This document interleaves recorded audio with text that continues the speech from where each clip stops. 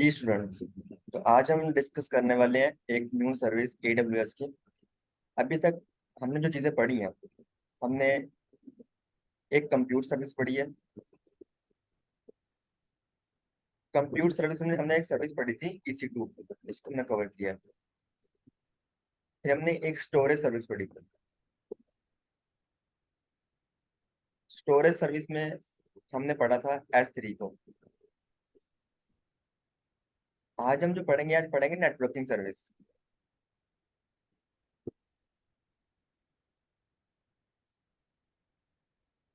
आज हम networking service पढ़ेंगे और नेटवर्किंग सर्विस के अंदर जो हम टॉपिक कवर करेंगे उसका नाम है VPC, वर्चुअल प्राइवेट क्लाउड। हम अपने क्लाउड के अंदर VPC को किस तरह बनाते हैं, किस तरह यूज करते हैं और इसका क्या मकसद होता है, इसको आज हम डिस्कस करेंगे। ठीक है।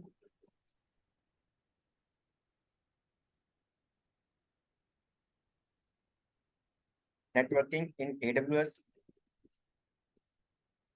तो सबसे पहले सिर्फ कंपैरिजन देख लें। जब हम लास्ट फर्स्ट क्लास ले रहे थे नेटवर्किंग की, तो वहां पर मैंने ये चीज डिस्कस की थी कि थोड़ा सा कंपैरिजन देख लिया करें कि अगर कोई एक चीज है उसको हम ऑन प्रेमिसेस में ये नाम देते हैं तो उस क्लाउड के ऊपर हम क्या कहेंगे। काम सेम ही होता है लेकिन नाम डिफरेंट होता है उसका। जिस तरह हमने कहा था कि हम अपना लैन बनाते हैं, लोकल एरिया नेटवर्क बनाते हैं। इसे थोड़ा सा इन्होंने इन्होंने कंफ्यूज किया हुआ है आपको यहाँ पे डाटा सेंटर लिख के। तो यहाँ पे आप समझ लीजिए लैन है, एक लोकल एरिया नेटवर्क है हमारा डाटा सेंटर की जगह, ऑन प्रेमिसेस के ऊपर। तो उसको AWS के ऊपर हम क्या कहेंगे, VPC बोलेंगे, वर्चुअल प्राइवेट क्लाउड। अपने नेटवर्क को, प्राइवेट नेटवर्क को। इसी तरह जो हमारे राउटर्स होते हैं जो काम करते हैं हमने नेटवर्क लेयर्स के ऊपर, हमने इसको डिस्कस किया, स्विचेस क्या होते हैं, नेटवर्किंग डिवाइसेस क्या होती हैं। जो राउटर होते हैं हमारे पास ऑन प्रेमिसेस के ऊपर, उसको हम बोलते हैं राउट टेबल्स, जहाँ पे हम राउटिंग करते हैं क्लाउड के अंदर। जो हमारे पास सबनेट्स होते हैं या नेटवर्क होते हैं, डिफरेंट नेटवर्क होते हैं हमारे पास, उसको हम क्लाउड के ऊपर बोलते हैं सबनेट। ठीक है। हम अपने एक ही नेटवर्क को सब नेटवर्क में डिवाइड कर देते हैं, सब नेटवर्क के अंदर छोटे छोटे नेटवर्क में डिवाइड कर देते हैं अपने एक लोकल एरिया नेटवर्क को। तो उसी को हम क्लाउड के ऊपर बोलते हैं सबनेट्स। इसी तरह हम जब VPC बनाएंगे तो उसको सब नेट्स में डिवाइड कर देंगे, मतलब सब नेटवर्क में डिवाइड कर देंगे। फिर जिसको हम ऑन प्रेमिसेस के ऊपर फायरवॉल बोलते थे, उसी को हम AWS के ऊपर बोलते हैं क्लाउड के ऊपर, उसको हम कहते हैं security group and NACL, network access control list, ये इसको बोलते हैं। तो सिक्योरिटी ग्रुप ACL क्या होता है, एक तरह की फायर वॉल्स ही होती हैं, सेम वही काम करती हैं लेकिन उसका यहाँ पे नाम डिफरेंट है क्लाउड के ऊपर। फिर हमारे पास आते हैं सर्वर्स। जो सर्वर्स होते हैं उनको क्या बोलते हैं, EC2 बोलते हैं क्लाउड के ऊपर।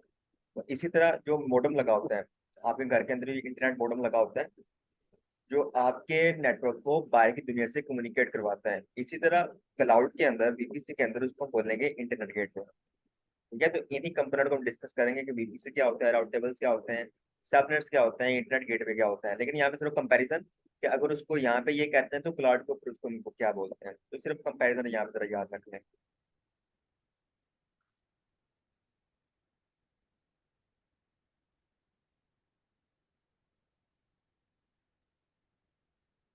तो VPC हमारे पास क्या होता है।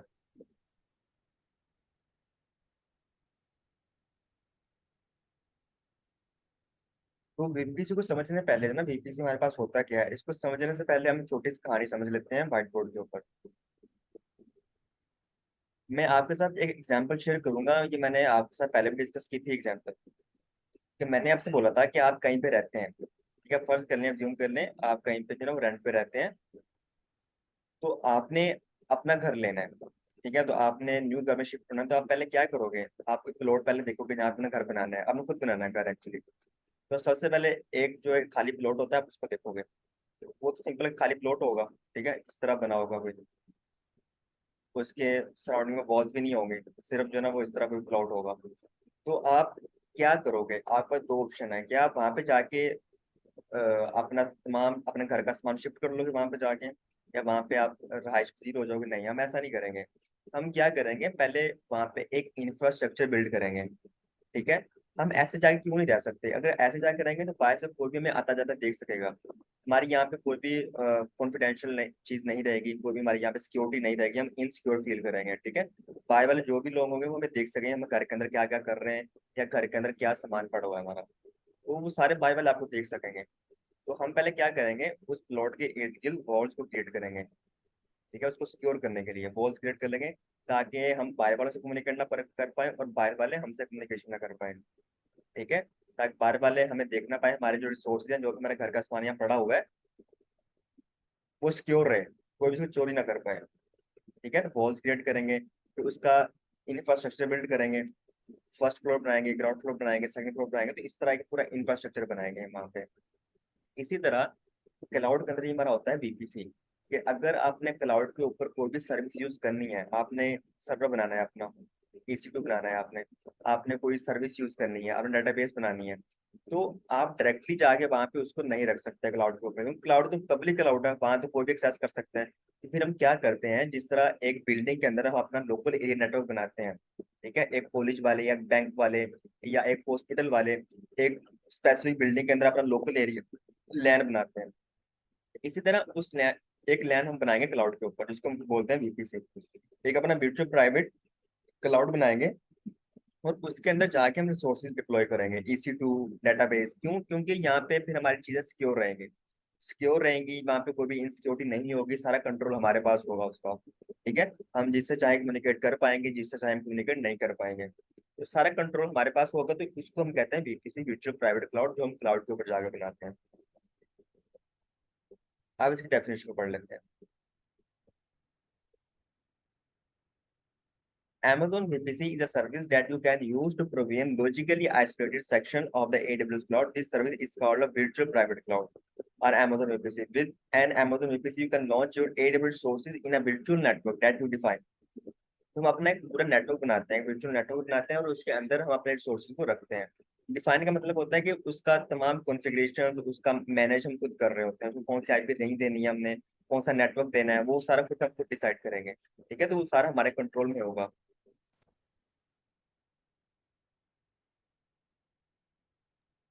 उसको हम बोलते हैं वीपीसी, वर्चुअल प्राइवेट क्लाउड।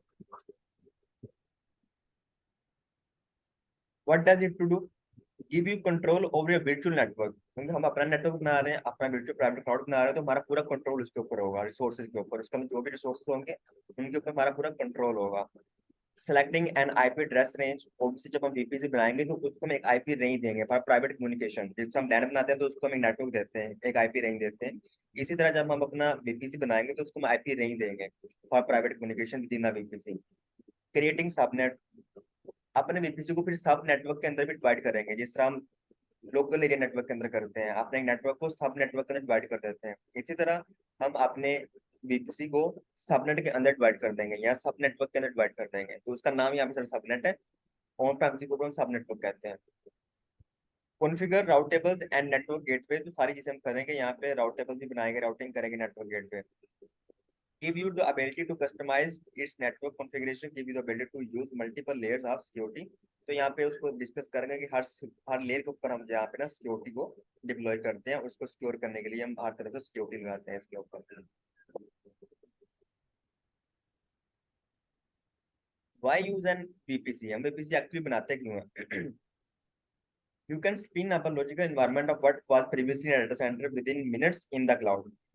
तो वही कह रहे हैं कि जो आप ऑन प्रेमिस पर करते हो वही आप वीपीसी के अंदर कर सकते हो, लेकिन यहाँ पे वो टाइम टेकिंग नहीं होता, जल्दी हो जाता है आपका काम। ठीक है, हमने वीपीसी बनाया और हमने कोई लोकल एरिया नेटवर्क बनाना है क्लाउड के अंदर, तो वो ज्यादा टाइम लेगा हमारे पास। ठीक है, थोड़ा टाइम ले लेता है, कोई भी चीज हमने ऑन प्रेमिस पर डिप्लॉय करनी है तो ज्यादा टाइम ले लेता है एक्चुअली। तो वही काम अगर हम क्लाउड के ऊपर करते हैं तो वहां पे हमारा टाइम बच जाता है। अब मैं आपको बताऊंगा, जब हम वीपीसी बनाएंगे तो मिनट्स में बन जाता है हमारा वीपीसी, कोई ऐसे ही वहाँ पे रॉकेट साइंस नहीं होती। It is more cost effective than maintaining equipment in complete data center. You pay for only resources that you use। तो ये हम पहले दिन से पढ़ते आ रहे हैं कि पे वो पे एज यू गो बेसिस, जितना पे करोगे, जितना आप यूज करोगे उतना आपको पे करना पड़ेगा। वैसे वीपीसी की सर्विस फ्री होती है, इसको बनाने का आपको पे नहीं करना पड़ता, बट इसकी माइनर सी कॉस्ट होती है, सेंट में कॉस्ट होती है इसकी कुछ। अगर आप इसको इसके साथ एडिशनल चीजें यूज करोगे, कोई और सर्विस को मिला के यूज करोगे वीपीसी के साथ, तो फिर आपको कॉस्ट पड़ेगी। लेकिन अगर आपने दो तीन वीपीसी बना लिया अपने अकाउंट के अंदर, पैसे पड़े हुए हैं, आप यूज नहीं कर रहे, तो उसको आपको कॉस्ट नहीं पड़ती। It is designed so that companies can migrate and use AWS cloud services easily.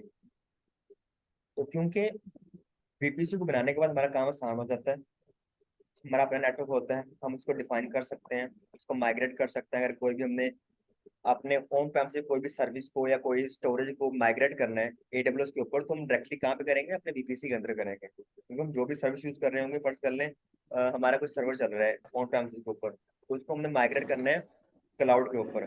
तो क्लाउड के ऊपर जो हमारा सर्वर बना होगा, डेटाबेस बनी होगी, वो कहाँ पे स्टोर होगी, वो वीपीसी के अंदर बनी होगी। तो उसको फिर हम वीपीसी का एड्रेस देंगे, अपने नेटवर्क का एड्रेस देंगे, वो इजीली वहाँ पे आके स्टोर हो जाएगा। तो यहाँ पे चीजों को हैंडल करना, मैनेज करना हमारे लिए इजी होता है वीपीसी बना के।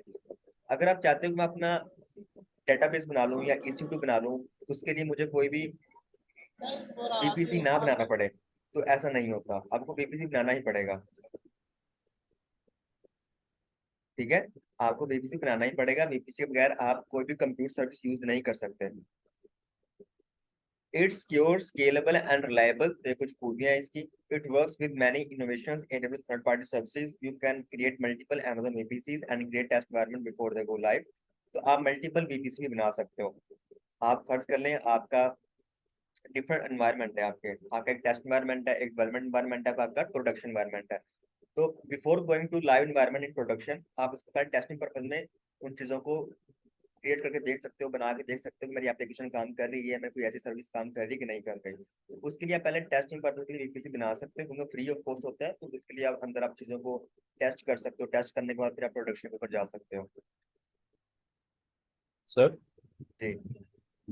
सर जैसे अभी आपने बताया कि एक यूपीसी के अंदर जो है मल्टीपल सबनेट्स बन सकते हैं। हम्म।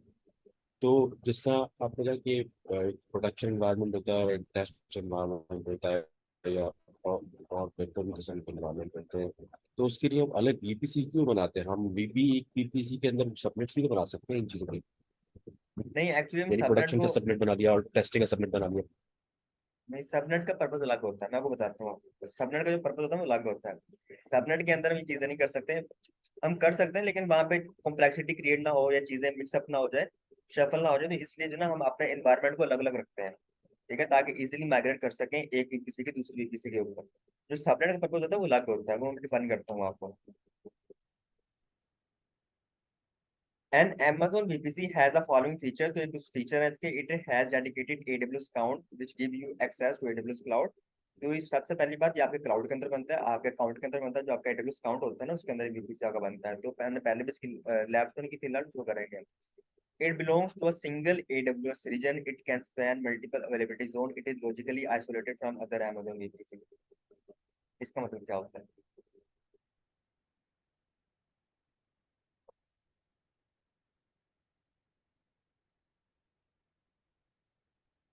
आपका ये अकाउंट है, ये आपका AWS का अकाउंट है। ठीक है, ये आपका AWS का अकाउंट है। अब आपको पता है कि जब आप AWS के अकाउंट में लॉग इन करते हैं ना, तो आपको यहाँ पे डिफरेंट रीजन नजर आते हैं। US रीजन नजर आता है आपको, एशिया रीजन नजर आता है आपको। ठीक है, आपको यहाँ पे न्यूजीलैंड रीजन नजर आता है, ऑस्ट्रेलिया रीजन नजर आता है, डिफरेंट रीजन आपको यहाँ पे नजर आ रहे होते हैं। 30 रीजन आपको यहाँ पे नजर आ रहे होते हैं। आप जब वीपीसी बनाएंगे, तो वीपीसी आपकी रीजनल सर्विस होती है, आपने याद रखना है। हमेशा आपने याद रखना है, जो आपकी वीपीसी होता है ना, वीपीसी आप जब बनाते हैं, वो आपकी एक रीजनल सर्विस होती है। रीजनल सर्विस मतलब क्या होता है, कि हमेशा ये आपके किसी रीजन के अंदर जाके बनेगा। जब भी आप वीपीसी बनाओगे, तो आपसे पूछेगा आपने इसको किस रीजन के अंदर बनाना है। आपने इसको US के अंदर बनाना है, एशिया के अंदर बनाना है, या किस रीजन के अंदर बनाना है। US West 2, US East 1, US West 2, US Asia East 1, Asia East 1, Asia East 2। आपने कहाँ पे इसको बनाना है, तो उसके लिए आपको स्पेसिफिक रीजन डिफाइन करना ही पड़ेगा। ठीक है, अगर आपने यहाँ बनाना है USA के अंदर, तो फिर आपको एशिया के अंदर अलग बनाना पड़ेगा। अगर आपको कोई एप्लीकेशन, आपको सर्वर चलाना है न्यूजीलैंड के अंदर, तो आपको यहाँ भी वीपीसी बनाना पड़ेगा। अगर आपने कोई सर्विस ऑस्ट्रेलिया के अंदर यूज करनी है, तो यहाँ पे भी आपको अलग से वीपीसी बनाना पड़ेगा। तो हर रीजन के अंदर अलग अलग वीपीसी बनता है। ठीक है, एक ये बात। दूसरी बात क्या, दूसरी बात ये है कि एक रीजन के अंदर जितने भी अवेलेबिलिटी जोन्स आ रहे होते हैं, हमने रीजन पढ़ ली क्या होते हैं, अवेलेबिलिटी जोन पढ़ ली क्या होते हैं। अब मुझे होप है कि आपको ये सारी चीजें क्लियर होंगी, रीजन क्या होते हैं और अवेलेबिलिटी जोन्स क्या होते हैं। हमने इसको डिटेल में डिस्कस किया। ठीक है, हमने जो प्रीवियस वीडियोस में इसको डिस्कस किया था। जो आपका एक रीजन होता है, फर्ज कर लें हमारे पास ये एक रीजन है, US रीजन है। इसके अंदर अब 3 अवेलेबिलिटी जोन आ रहे हैं, अवेलेबिलिटी जोन नंबर 1, 2 और 3। तो अगर आप USA के अंदर कोई रीजन बनाएंगे, कोई VPC बनाएंगे, तो उसके अंदर जितने भी अवेलेबिलिटी जोन आ रहे होंगे ना, वो सबके अंदर स्पैन कर जाएगा, सबको सबके अंदर चला जाएगा, सबको अपनी लपेट में ले लेगा। ठीक है, मतलब आपका VPC उस रीजन के अंदर जितने भी अवेलेबिलिटी जोन्स आ रहे होंगे, उन सबको कवर कर लेगा। ठीक है। फिर आपको, आपने चाहे फिर अवेलेबिलिटी जोन इसमें इसमें सर्वर बनाना है, चाहे आपने इसमें सर्वर बनाना है, चाहे आपने इसमें सर्वर बनाना है, फिर आपको वीपीसी अलग से बनाने की जरूरत नहीं पड़ेगी, क्योंकि आपने पहले से ही उस रीजन के अंदर अपना वीपीसी बनाया हुआ है।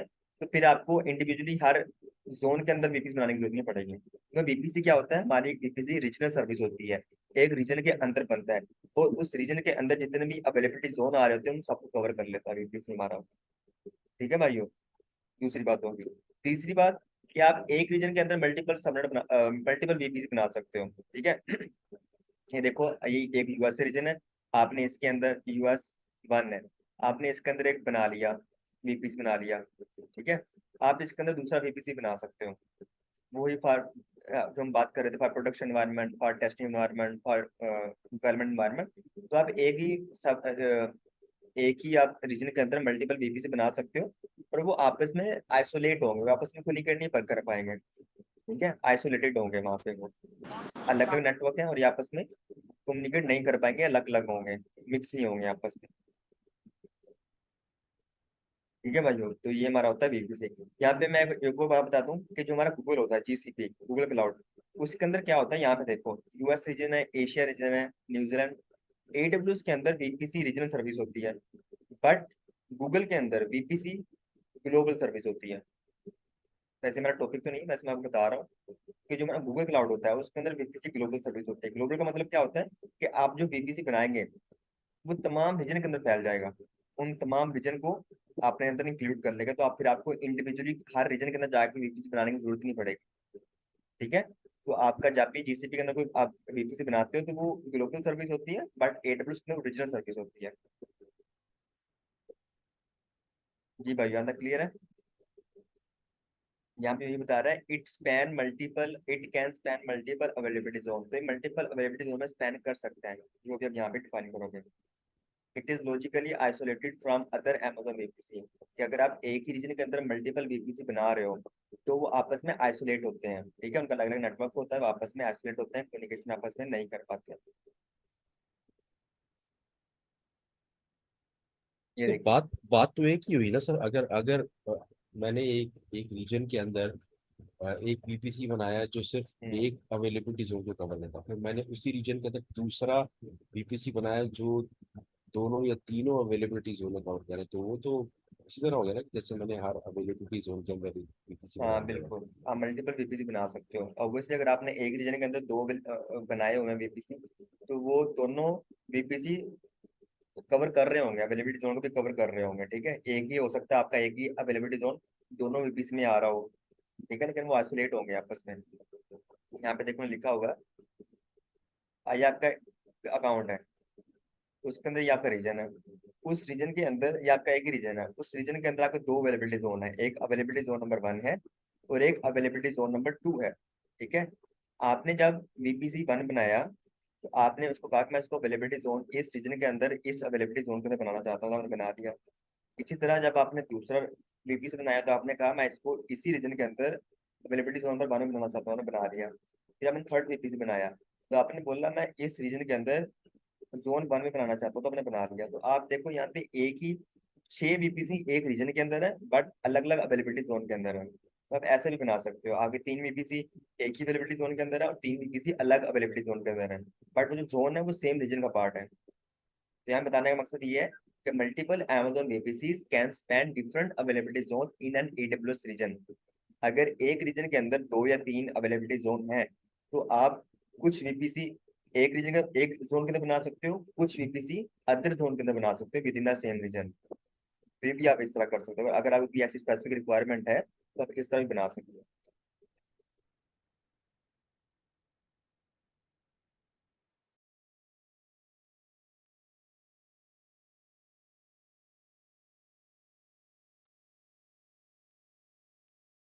अब यहाँ पे देख लेते हैं कि हम आईपी एड्रेसेस किस तरह या क्यों हम उसको साइन करते हैं। आईपी एड्रेसेस इन Amazon VPC, कि जब हम अपना VPC बनाते हैं ना, तो उसको हम आईपी रेंज देते हैं। ठीक है, क्यों देते हैं, क्योंकि VPC हमारा क्या है, एक्चुअली हमने प्रीवियस वीडियो में लास्ट लेक्चर में इसको डिस्कस किया था कि VPC हमारा क्या होता है, एक लोकल एरिया नेटवर्क होता है जो हम क्लाउड के ऊपर बनाते हैं। उसको हम ऑन प्रेमिस के ऊपर लैन कहते हैं, लोकल एरिया नेटवर्क, और क्लाउड के ऊपर उसको VPC बोल देते हैं।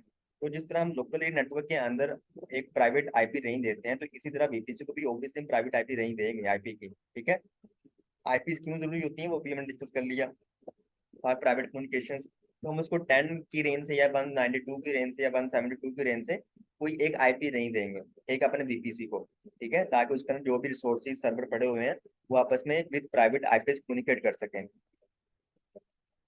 When you create VPC, you must specify IPv4 address range by choosing a CIDR block such as, इसको पढ़ेंगे कि पहले हमारे पास ना एक चीज होती थी, class A, class B, class C होती थी, वहां पे हम आईपी रेंज देते थे। लेकिन आप जो है ना वहाँ पे एक सीआईडीआर ब्लॉक उसको देते हैं अपने वीपीसी को, जहाँ पहले से अपडेटिंग हुई होती है। तो एक क्लासलेस इंटर डोमेन राउटिंग होती है, तो यहाँ से उसको एक हम आईपी रेंज देते हैं। तो वो IP range private IP range होती है, वो 10 हो सकती है, वो 172 या 192, आप कोई भी उसको आईपी रेंज दे सकते हो। लेकिन ये देना जरूरी होता है, जब भी आप वीपीसी बनाओगे तो आप उसको एक आईपी रेंज दो ही दोगे। ठीक है, एक आईपी रेंज जरूर उसको दोगे। A an Amazon VPC address range could be as large, तो ये ना आपका एमसीक्यूज के हवाले से बहुत इंपॉर्टेंट ये क्वेश्चन है आपका एग्जाम पॉइंट ऑफ व्यू से, कि एक आप जब Amazon वीपीसी को जब वीपीसी बनाते हो, वीपीसी आप क्रिएट करते हो, फिर आप उस वीपीसी को जब आईपी रेंज देते हो तो उसकी लेंथ कितनी होनी चाहिए, उसके अंदर आईपीज कितनी होनी चाहिए, तो उसके अंदर जो है ना वो जो रेंज होनी चाहिए वो /16 से लेकर /28 तक होनी चाहिए। अब मुझे आप में से कोई ये बता सकता है कि अगर मैं आपसे बोलूं कि इसको ना जब हम सबनेटिंग पढ़ेंगे तो आप इसको डिटेल में डिस्कस करेंगे, लेकिन अभी आप मुझे ये बताएं कि अगर मैं आपसे बोलूं कि मेरे पास ये रेंज है 10.1.2.3/18, तो मुझे कोई बता सकता है इसमें नंबर ऑफ आईपीज कितने मिल रहे हैं मुझे, नंबर ऑफ प्राइवेट आईपीज मुझे कितने मिल रहे हैं, 65,000 something like that. कितने मिल रहे हैं, उसका अच्छा फार्मूला मुझे बता दें उसका, ताकि सबको पता चल जाए। सर ये बेसिकली सब सेटिंग के अंदर आता है, और बेसिकली सर ये आईपी मैंने भी पढ़ी थी, मुझे याद नहीं है अभी उसका पूरा कॉन्सेप्ट। अच्छा मैं बता देता हूँ मैं एक भी मिनट। इसको थोड़ा वीक अच्छा, हूँ। हमारा जो IPv4 होता है, हमने कल डिस्कस किया था कि हमारा जो IPv4 होता है तो कितने बिट्स का होता है, कल हमने डिस्कस किया था कि हमारा 32 जो बिट्स का। 32 IPv4 वो 32 बिट्स का 32 होता है। मिनट्स का। ठीक है, 4 ऑक्टेट होते हैं, एक ऑक्टेट के अंदर 8 बिट्स होते हैं, टोटल 32 बिट्स होते हैं। ठीक है, लेकिन यहाँ पे कितने 18 है, ये 18 क्यों है, जब हम सबनेटिंग करेंगे तब इसको पढ़ेंगे, लेकिन यहाँ पे सिर्फ एग्जाम पॉइंट ऑफ व्यू से एक बात याद रखें कि जब भी आपने नंबर ऑफ आईपीज निकाले तो आप किस तरह निकाल सकते हो। 32 लेना है आपने, number of total bits 32 minus ये नेटवर्क बिट्स होते हैं, आपने इसको माइनस कर देना है। ठीक है, ये नेटवर्क बिट्स होते हैं, आपने इसको माइनस कर देना है।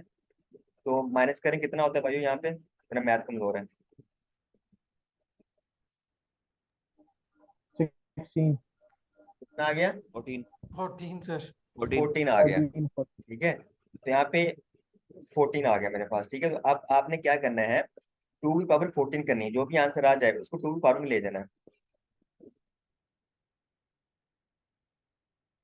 ठीक है, 2 की पावर 14 करेंगे, जो भी आंसर आएगा उतने आपके पास नंबर ऑफ आईपीज होंगे, आपको उतने नंबर ऑफ आईपीज मिल जाएंगे। तो इसी तरह वो एडब्ल्यूएस के अंदर वो आपको ये कह रहे हैं कि आप जब भी कोई आईपी रेंज देंगे तो वो आईपी रेंज आपने /16 से लेके /28 तक देनी है आपने। ठीक है, तो आप मुझे ये बताएं कि 16 से अगर 28 की तरफ आते जाएंगे तो आईपी रेंज कम होती, नंबर ऑफ आईपीज कम होंगे या ज्यादा होंगे,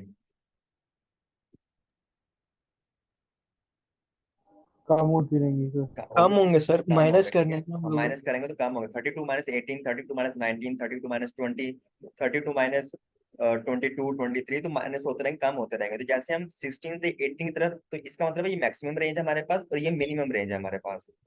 ठीक है, तो एग्जाम पॉइंट ऑफ व्यू से जब भी आपने वीपीसी को रेंज देनी है तो उसकी मैक्सिमम रेंज 16 होनी चाहिए और मिनिमम रेंज उसकी 28 होनी चाहिए। 28 में कितने आईपी आएंगे, 32 - 28, तो कितना बच गया 4, आप 2 की पावर 4 करेंगे तो कितने बच गए, 32, 16। आप पर अगर आप मिनिमम 28 रेंज भी देते हैं अपने बीपीसी को, तो उसमें जो टोटल आईपी होंगे ना 16 होंगे, तो इट इज इनफ, वो कहते हैं इनफ होते हैं आपके लिए। ठीक है, अगर आप 29 कर देंगे ना तो 29 में फिर यहाँ पे क्या आ जाएगा, यहाँ पे 3 आ जाएगा, तो 2 की पावर 3 आप करेंगे तो 8 आ जाएगा। तो ये 8 नंबर ऑफ आईपी बहुत कम होते हैं हमारे लिए। ठीक है, इसलिए कहते हैं इतने कम आईपी भी हमने नहीं लेने, ताकि वो हमारी नीड को पूरा ही ना कर पाए, तो आपने क्या करना है, मिनिमम 28 तक जा सकते हो जो भी आपकी, ठीक है। तो आप 16 से लेकर 28 तक जो भी आपकी आईपी रेंज है वहां तक उसको दे सकते हो, नंबर ऑफ आईपीज। तो ये एक्चुअली क्या होता है, नंबर ऑफ आईपीज होते हैं 16/16/28। तो इससे एक्चुअली होता है क्या कि नंबर ऑफ आईपी कितने देख सकते हैं हम अपने वीपीसी को, अपने नेटवर्क के अंदर टोटल आईपी कितने दे सकते हैं, ठीक है। तो ये हमारे पास होता है सर चीज। जी। सर अगर हमने एक वीपीसी के अंदर हमने आईटी बनाई कि हमने 16 रखी अपनी रिक्वायरमेंट के हिसाब से, लेकिन कल को हमारी रिक्वायरमेंट बढ़ के 16 से 32 हो जाती है, तो क्या उस वीपीसी को हम चेंज कर सकते हैं जिसमें ऑलरेडी हम सारा इंफ्रास्ट्रक्चर बना चुके होंगे? नहीं, आप ये यानी उसमें सिनेरियो और आप ऐड ये कर सकते हैं सिनेरियो ना लो। आईपी? आप ये सिनेरियो लो कि हमारे पास जो ना वो इस तरह कोई है कि हमने उसको 28 रेंज दे दी है, ठीक है। आपने स्टार्टेड 16 से किया है, हमने 28 रेंज दे दी है उसको, जिसमें हमारे पास जो टोटल नंबर ऑफ आईपी है वो 16 है। लेकिन कल को ये कम पड़ गए हैं आईपी, ठीक है। हमें ना कल को ये नंबर ऑफ आईपी कम पड़ गए हैं, हम चाहते हैं कि हमारे पास रिसोर्सेज ज्यादा है, हमें आईपी भी ज्यादा चाहिए। तो आप फिर उसको एक न्यू रेंज दे सकते हो।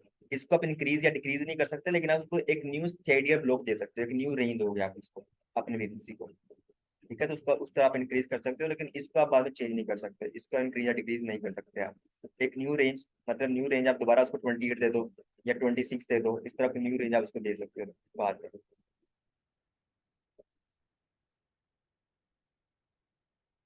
ठीक है भाइयों। तो यहाँ पे सिर्फ ये चीज आपको बताई गई है। उसके बाद IP address range of an Amazon VPC specified as CIDR block, तो वहाँ पे सीआईडी ब्लॉक बना होता है।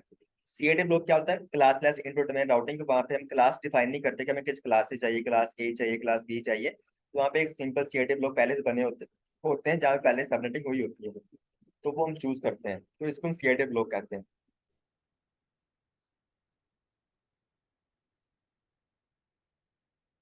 ये देखिए यहाँ पे लिखा भी हुआ है, the address range of Amazon VPC can not be change after the VPC is created. आपने जो उसको एक दफा रेंज दे दी, आप फिर भी उसको चेंज नहीं कर सकते। But a secondary VPC CIDR can be assign to VPC, आप उसके अंदर एक और रेंज ऐड कर सकते हो, एक सेकेंडरी रेंज उसको आप दे सकते हो सीआईडीआर की, एक न्यू आईपी रेंज आप उसको दे सकते हो।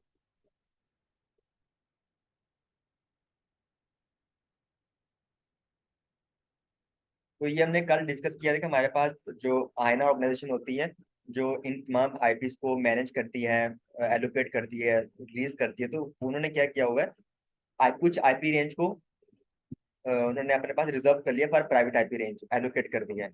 तो जो भी आपको आईपी नजर आए 10 से स्टार्ट हो रहा है, या कोई आईपी आपको 172 से स्टार्ट हो रहा है, कोई भी आईपी रेंज 192 से स्टार्ट हो रहा है, तो वहां पे क्या होता है, उसका मतलब वो आईपी रेंज है हमारी, ठीक है। तो प्राइवेट आईपी रेंज होती है हमारी।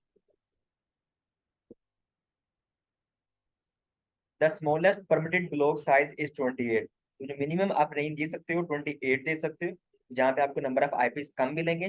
और जो लार्जेस्ट या मैक्सिमम रेंज आप देख सकते हो अपने वीपीसी वो 16 दे सकते हो, यहाँ पे नंबर ऑफ आईपीस आपको बहुत ज्यादा मिलेंगे, 65,000 एंड समथिंग आपको मिलेंगे वहां पे, ठीक है। तो ये आपने याद रखना है, एग्जाम में बहुत पूछा जाता है ये क्वेश्चन, 28 और 16। और आपसे ये भी पूछ लेते हैं कि नंबर ऑफ आईपीस कितने मिलेंगे यहाँ पे।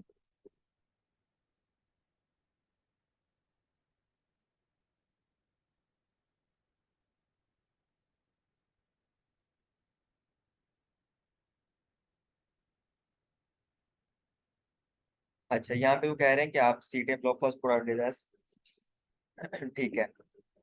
अच्छा, इसको डिस्कस बाद में डिस्कस करेंगे। ये जो है ना जो रिजर्व हो जाते हैं हमारे आईपीएस, इसको जब सबनेट पढ़ेंगे तब डिस्कस करते हैं कि ये क्यों रिजर्व होते हैं। चले जी, अब हम पढ़ेंगे बीपीसी के कंपोनेंट, ठीक है भाइयों।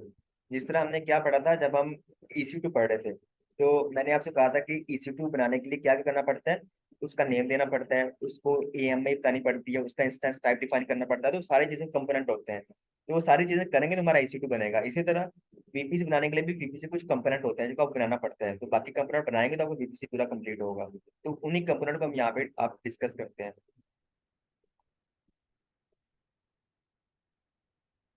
सबनेट होते हैं, राउटेबल होते हैं। यहाँ से नेक्स्ट चलते हैं, यहाँ से डेफिनेशन पढ़ लें। VPC is a virtual network that you define that resembles a traditional network in data center। तो जो डाटा सेंटर के अंदर हम अपना लोकल नेटवर्क बनाते हैं, वो उसी को हम क्लाउड के अंदर कहते हैं VPC। सिर्फ आपको उन्होंने यह बताया हुआ है।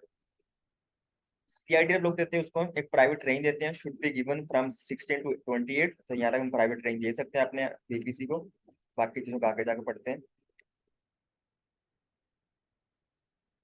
ये ले जी, जब भी आपने वीपीसी बनाना है, ठीक है, तो वीपीसी तो अलग सर्विस होती है, वहां पे आप क्रिएट वीपीसी करोगे वीपीसी बन जाएगा। लेकिन उसको फुली रनिंग फॉर्म में लाने के लिए, उसको काम देने के लिए ना आपको बाकी कंपोनेंट बनाने पड़ेंगे। तो जब भी आपने वीपीसी बनाना है तो उसके साथ बाकी चीजें भी आपको बनानी ही पड़ेंगी। अगर वो चीजें आप नहीं बनाएंगे, उसके कंपोनेंट क्रिएट नहीं करेंगे, तो आपका वीपीसी क्रिएट नहीं होगा कभी भी। उसके लिए क्या बनाना पड़ता है, सबसे पहले वीपीसी बनाएंगे। वीपीसी बनाने के बाद उसको इंटरनेट गेटवे भी अटैच करेंगे, ये पढ़ते हैं क्या होता है। फिर उसको नेटवर्क नेट गेटवे भी अटैच करेंगे, राउट टेबल भी बनाएंगे उसके अंदर, पब्लिक एंड प्राइवेट सबनेटिंग भी करेंगे, सिक्योरिटी ग्रुप लगाएंगे, नेटवर्क एसीएल लगाएंगे। तो ये सारे कंपोनेंट होते हैं वीपीसी के। जब तक सारे काम हम नहीं करेंगे तो हमारा वीपीसी काम नहीं करेगा। तो ये सारे काम हमें करने ही पड़ेंगे। जिस तरह EC2 बनाने के लिए उसको AMI भी देना पड़ता है, इंस्टेंस टाइप भी देना पड़ता है, स्टोरेज भी देनी पड़ती है। इसी तरह वीपीसी बनाने के लिए कुछ कंपोनेंट होते हैं इसके, तो इसको आपको बनाना ही पड़ता है। तो सबसे पहले पढ़ लेते हैं इंटरनेट गेटवे क्या होता है वीपीसी के अंदर। तो कोई भी कंपोनेंट पढ़ने से पहले उसकी स्टोरी आपको सुननी पड़ेगी पहले, तो पहले स्टोरीज को पढ़ लेते हैं।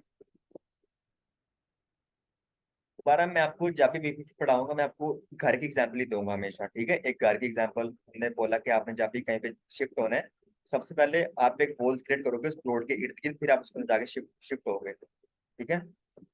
अब आपने क्या किया, अब आपने घर बना लिया पूरा। घर बना के ऑब्वियसली चारों तरफ तो वॉल्स हैं, अब घर से एंटर कैसे होंगे, एग्जिट कैसे होंगे, ठीक है। तो ऑब्वियसली घर के जो एक मेन गेट भी होता है आपका, ठीक है, आपके घर का मेन गेट भी होता है, घर में लगा होता है।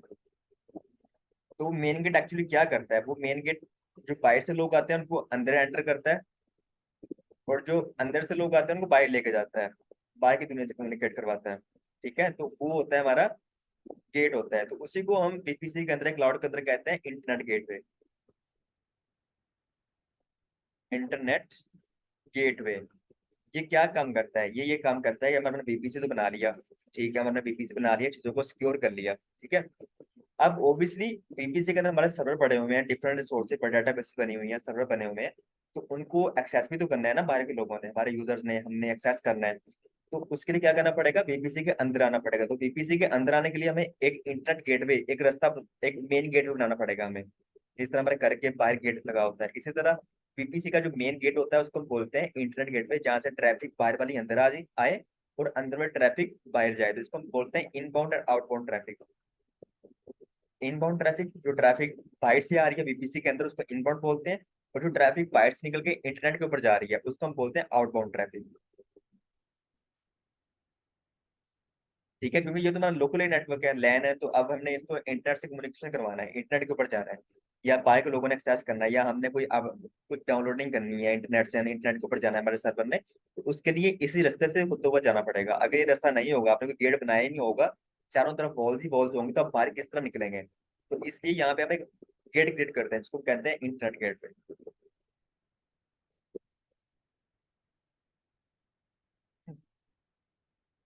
An internet gateway permits communication from VPC to internet.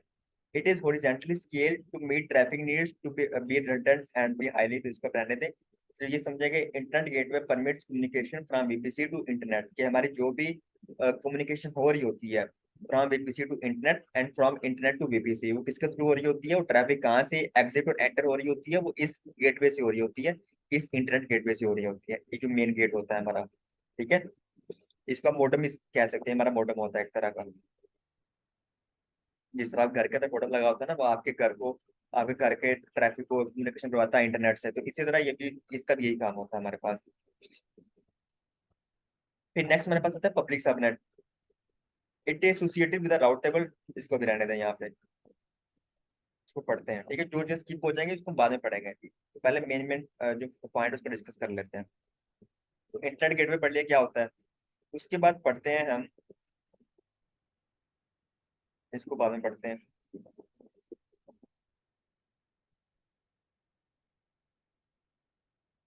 ये पढ़ लेते हैं पहले कि पब्लिक और प्राइवेट सबनेट क्या होते हैं हमारे पास, ठीक है। तो इसको समझने के लिए दोबारा वहां पे आ जाए आप, स्टोरी के ऊपर। इसकी एग्जांपल ले लें, तो ये फर्ज करनी आपका घर है, दोबारा बना लेते हैं घर हम अपना। ये हमारा घर है, ठीक है। और इस घर का एक एंट्रेंस गेट भी है, जहाँ से लोग अंदर भी आएंगे और अंदर अंदर के लोग बाहर भी जाएंगे। तो ये हमारा क्या होगा, इंटरनेट गेट भी हो गया। तो ये हमारा मेन गेट हो गया, मेन गेट जो हम अपने घर के बाहर लगाते हैं। अब ये घर है तो ऑब्वियसली हम घर के अंदर पार्टीशन भी सम टाइम करते हैं। ठीक है, सम टाइम होता है कि जो ना जो गांव वाली साइड पे घर होते हैं वहां पे क्या होता है कि वहां पे ना उनका जो जो डेरे टाइप होता है घर, वो क्या करते हैं वो ना यहाँ पे एक और गेट लगा लेते हैं कि जो उनका ये वाला पार्ट होता है ना, एक घर को दो पार्ट में डिवाइड कर देते हैं, मतलब कि ये फैमिली के लिए होता है, यहाँ पे सिर्फ फैमिली के लोग रहेंगे, और जो उनके जो दोस्त वगैरह या बाकी लोगों ने आना है वो वहाँ पे स्टे करेंगे, वो इस पोर्शन में स्टे करेंगे, फ्रेंड्स वगैरह वो वहां नहीं जा सकेंगे। ठीक है, वो यहाँ पे स्टे करेंगे। तो इसलिए हम अपने घर को दो पार्ट में डिवाइड कर देते हैं, क्योंकि हमारी फैमिली जो है वो सिक्योर रहे, वहां पे कोई ना जा सके, वहां पे सिर्फ फैमिली मेंबर ही विजिट कर सकें और कोई ना जा सके। ठीक है, उनके लिए एक अलग गेट पे यहाँ पे लगाया होता है। लेकिन जो फ्रेंड वगैरह आएंगे, जो बाकी लोग आएंगे, वो यहाँ भी स्टे कर सकते हैं, लेकिन वो यहाँ नहीं जा सकते। ठीक है, यहाँ पे सिर्फ फैमिली मेंबर ही जा सकते हैं। तो इससे क्या होता है, इससे जो ना हमारा हम मजीद सिक्योर हो जाते हैं। ठीक है, हमारी जो प्राइवेट चीजें हैं, जो कॉन्फिडेंशियल चीजें हैं, वो मजीद सिक्योर हो जाती हैं, और जो बाकी पब्लिक चीजें हैं वो यहाँ पे पड़ी रहती हैं। तो इसी को हम क्लाउड के ऊपर बोलते हैं कि ये हमारा प्राइवेट सबनेट होता है। प्राइवेट, जहाँ पे हर कोई नहीं आ सकता। ठीक है, यहाँ पे सिर्फ वही लोग, स्पेसिफिक लोग आ सकते हैं जिसको हमने परमिशन दी होती है, ये हमारा प्राइवेट सबनेट होता है, इसलिए इसको बोलते हैं प्राइवेट। तो ये जो होता है इसको हम बोलते हैं पब्लिक सबनेट। तो यहाँ पे कोई भी आ सकता है, कोई भी आ सकता है यहाँ पे, यहाँ पे हर कोई आ सकता है, तो ये हमारा पब्लिक सबनेट है। जिस तरह घर के अंदर यहाँ पे हर कोई आ सकता है, कोई भी आ सकता है यहाँ पे, लेकिन यहाँ पे कोई नहीं जा सकता, सिर्फ फैमिली मेंबर्स, एक स्पेसिफिक लोग ही जा सकते हैं यहाँ पे। ठीक है भाइयों, इसको हम क्लाउड के ऊपर कहते हैं सबनेट। तो सबनेट दो तरह के होते हैं। जब हम वीपीसी बनाते हैं तो उसको दो पार्ट में डिवाइड कर देते हैं। एक को हम कह देते हैं प्राइवेट सबनेट और एक को हम कह देते हैं पब्लिक सबनेट। प्राइवेट सबनेट के अंदर वो चीजें रखते हैं जिसको हम कहते हैं कि उस कोई भी एक्सेस ना कर पाए इंटरनेट से। ठीक है, यहाँ पे हमारे डाटाबेसेस होते हैं, डाटाबेसेस होती हैं बैकएंड में पड़ी होती हैं, वो प्राइवेट सबनेट के अंदर पड़ी होती हैं। या कोई ऐसे सर्वर जिनको हम एक्सेस नहीं देना चाहते इंटरनेट से, तो उनको हम प्राइवेट सबनेट के अंदर रख देते हैं। ठीक है, और उनको प्राइवेट पब्लिक आईपी नहीं देते हैं उनको कभी भी। क्यों नहीं देते? क्योंकि पब्लिक आईपी का काम क्या होता है, इंटरनेट पे जाना है। तो अगर उसको हमने प्राइवेट सबनेट के अंदर रखा हो तो पब्लिक आईपी नहीं देंगे, पब्लिक आईपी नहीं देंगे तो पता चलेगा प्राइवेट सबनेट के अंदर चीजें हैं, सिक्योर है। तो जो चीजें पब्लिक सबनेट के अंदर पड़ी होती हैं तो उसको हर कोई एक्सेस कर सकता है इंटरनेट से, तो इसको पब्लिक आईपी मिलती है। ठीक है, इसका मतलब है कि सबनेट दो तरह के होते हैं, एक होता है प्राइवेट सबनेट और एक होता है पब्लिक सबनेट। जो चीजें या दो जो रिसोर्सेज हम प्राइवेट सबनेट के अंदर रखते हैं उनको पब्लिक आईपी नहीं मिलती, उनको इंटरनेट से डायरेक्टली एक्सेस नहीं किया जा सकता, वो सिक्योर तरीके से बैकएंड में पड़े होते हैं, उनको हर कोई एक्सेस नहीं कर सकता। लेकिन जो रिसोर्सेज हमारे पब्लिक सबनेट के अंदर पड़े होते हैं उनको पब्लिक आईपी दी होती है, उनको हर कोई इंटरनेट से एक्सेस कर सकता है। ठीक है भाइयों, तो ये कॉन्सेप्ट होता है प्राइवेट सबनेट का और पब्लिक सबनेट का। एक करके एग्जांपल यहाँ पे आपको बेटर अंडरस्टैंडिंग होगी ठीक है, समझ के।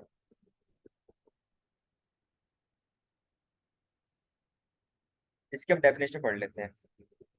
सबनेट क्या होता है? It is range of IP addresses with in VPC. जिस तरह हम अपने घर को मजीद दो पार्ट में डिवाइड कर देते हैं, ठीक है, एक एक को फैमिली के लिए, एक को फ्रेंड्स के लिए, इसी तरह हम अपने वीपीसी को भी कुछ पार्ट में डिवाइड कर देते हैं, मल्टीपल सब नेटवर्क में डिवाइड कर देते हैं।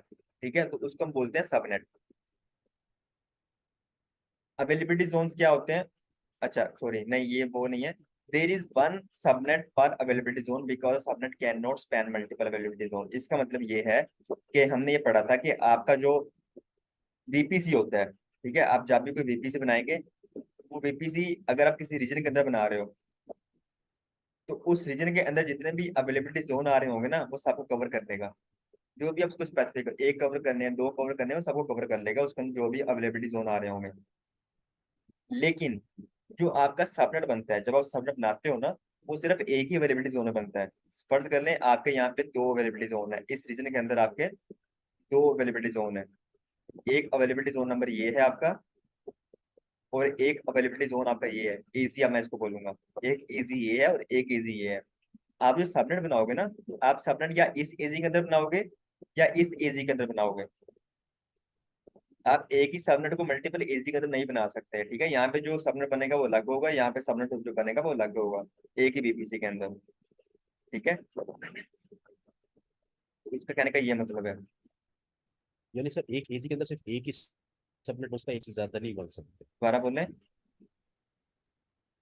ये आप अभी कह रहे हैं कि एक एजी के अंदर सिर्फ एक ही सबनेट बनेगा, एक से ज्यादा एक नहीं बन एजी के अंदर आप मल्टीपल सबनेट बना सकते हैं, ऐसा बात नहीं है, आप एक एजी के अंदर मल्टीपल सबनेट बना सकते हैं, लेकिन एक सबनेट मल्टीपल एजी का पार्ट नहीं हो सकता, ये मैं कह रहा हूँ। ठीक है,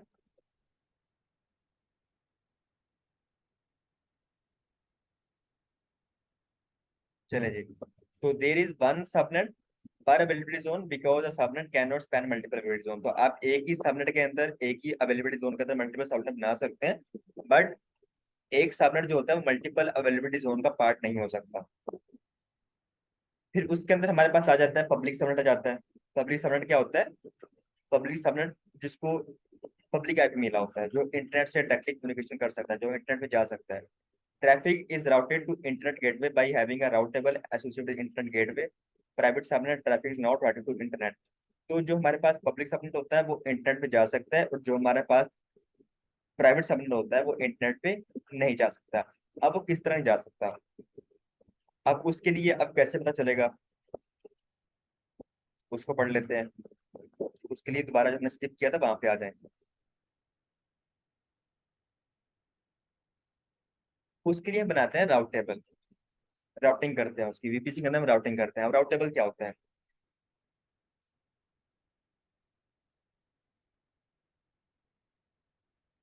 अब देखो यहाँ मैं आपको दोबारा सिनेरियो बना देता हूँ।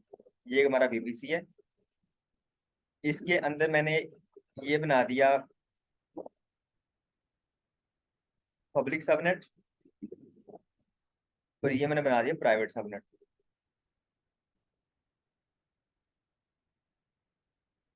ठीक है, ये मैंने प्राइवेट सबनेट बना दिया। और वीपीसी का पता है यहाँ पे एक गेटवे अटैच होता है, एक इंटरनेट गेटवे, जो ट्रैफिक को एग्जिट और एंटर करता है वीपीसी के अंदर। वो होगा क्या? अब जब हम सबनेट बनाते हैं तो सिर्फ सबनेट का नाम पब्लिक प्राइवेट रखने से सबनेट पब्लिक या प्राइवेट नहीं हो जाते। ठीक है, ये आपने बात याद रखनी है, सिर्फ उनका नाम रखने से वो पब्लिक या प्राइवेट नहीं हो जाते। क्या करना पड़ता है, हमें वहां पे राउटिंग करनी पड़ती है, राउट टेबल बनाने पड़ते हैं। तो राउट टेबल कैसे बनाते हैं? हर सबनेट का अलग राउट टेबल बनेगा, इस सबनेट का राउट टेबल अलग बनेगा, इस सबनेट का राउट टेबल अलग बनेगा। अगर आपके पास दो पब्लिक सबनेट है, दो पब्लिक सबनेट है, उनका आप एक ही राउटर बना सकते हो, कोई ऐसा इशू नहीं है। लेकिन प्राइवेट और पब्लिक के लिए अलग अलग राउटर बनेंगे। अगर दो प्राइवेट सबनेट है तो उनके लिए भी आप एक ही राउटर बना सकते हो। ठीक है, लेकिन पब्लिक सबनेट का राउटेबल अलग होंगे, और जो प्राइवेट सबनेट होंगे उनके राउटेबल अलग होंगे। और राउटेबल होते क्या हैं, ये काम किस तरह करते हैं? राउटेबल के अंदर ना हम एक्चुअली एंट्री करते हैं, राउट टेबल के अंदर हम रूल डिफाइन करते हैं, उसको रास्ता बताते हैं। ठीक है, राउट टेबल जिस तरह हमने जाना है, यहाँ से लाहौर जाना है, या हमने नॉर्थन एरियाज में जाना है, तो हमें नहीं पता, रास्ते का नहीं पता, तो हम क्या करेंगे, हम वहां पे वो मैप निकालेंगे। ठीक है, गूगल मैप निकालेंगे, तो वहां से देखेंगे रास्ता कहाँ पे जा रहा है, उसी को फॉलो करेंगे। इसी तरह इसको भी हम रास्ता बताते हैं, इसको मैप देते हैं, इसको मैप अलग दे देते हैं हम, और इसको अलग मैप दे देते हैं।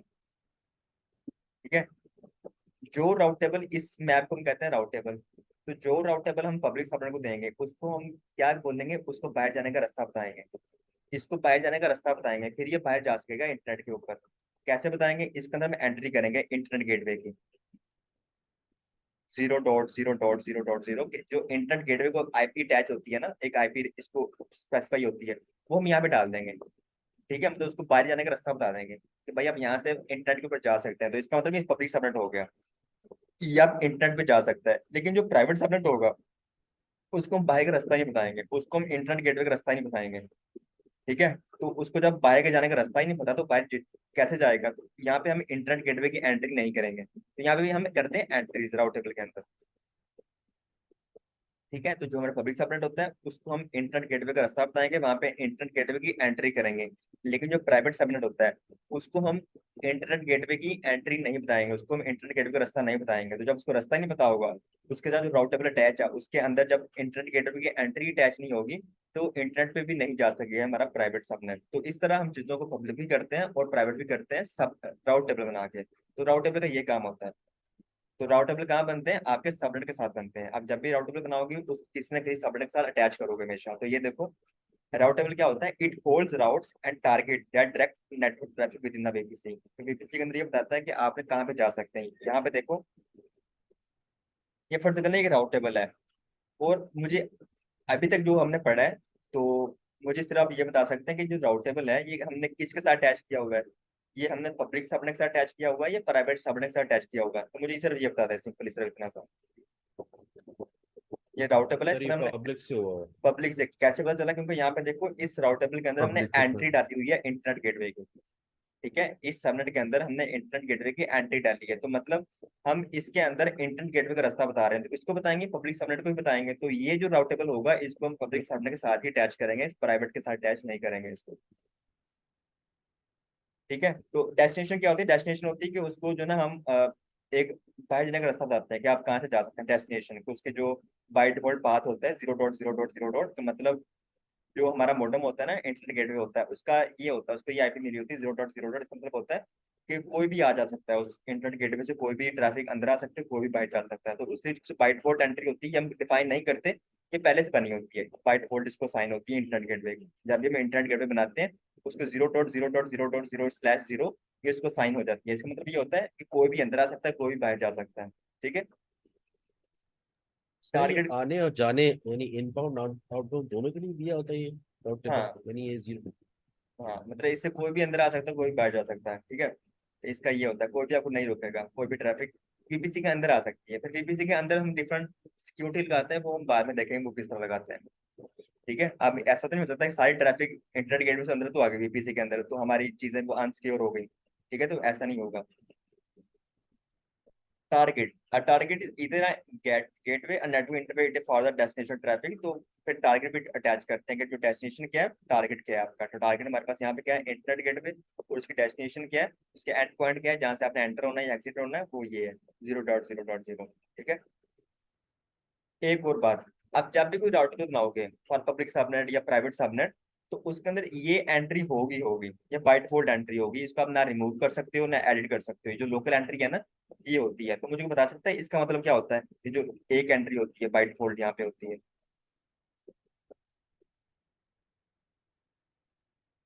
ये होती है for with in VPC communication. हम क्या बना रहे हैं, लोकली नेटवर्क बना रहे हैं, तो VPC with in VPC communication होगी, एक सर्वर दूसरे से कम्युनिकेट करेगा, उसके लिए एंट्री होती है। तो बाय डिफॉल्ट जो विद इन वीपीसी कम्युनिकेशन हो रही होती है वो इस बाय डिफॉल्ट हो रही होती है, इस एंट्री के थ्रू हो रही होती है, लोकल एंट्री। ठीक है, तो route table association, each route table must be, लिखा हुआ है each route table must be associated to a subnet. तो हर राउटेबल को हम किसी न किसी सबनेट के साथ अटैच करेंगे। ठीक है, ये भी अपने याद रखना है। Routable associate subnet and gateway together. तो जो हमारा पब्लिक सबनेट होगा उसका राउटेबल अलग बनाएंगे हम, और जो हमारा प्राइवेट सबनेट होगा उसका राउटेबल हम अलग से बनाएंगे।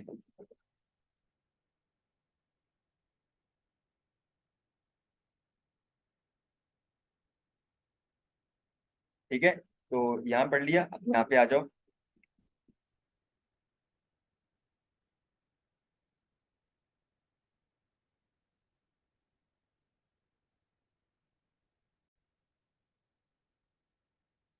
हमने बीपीसी पढ़ लिया, उसके अंदर डिफरेंट कंपोनेंट, इंटरनेट गेटवे क्या होता है, सबनेट क्या होता है, पब्लिक सबनेट, प्राइवेट सबनेट क्या होता है।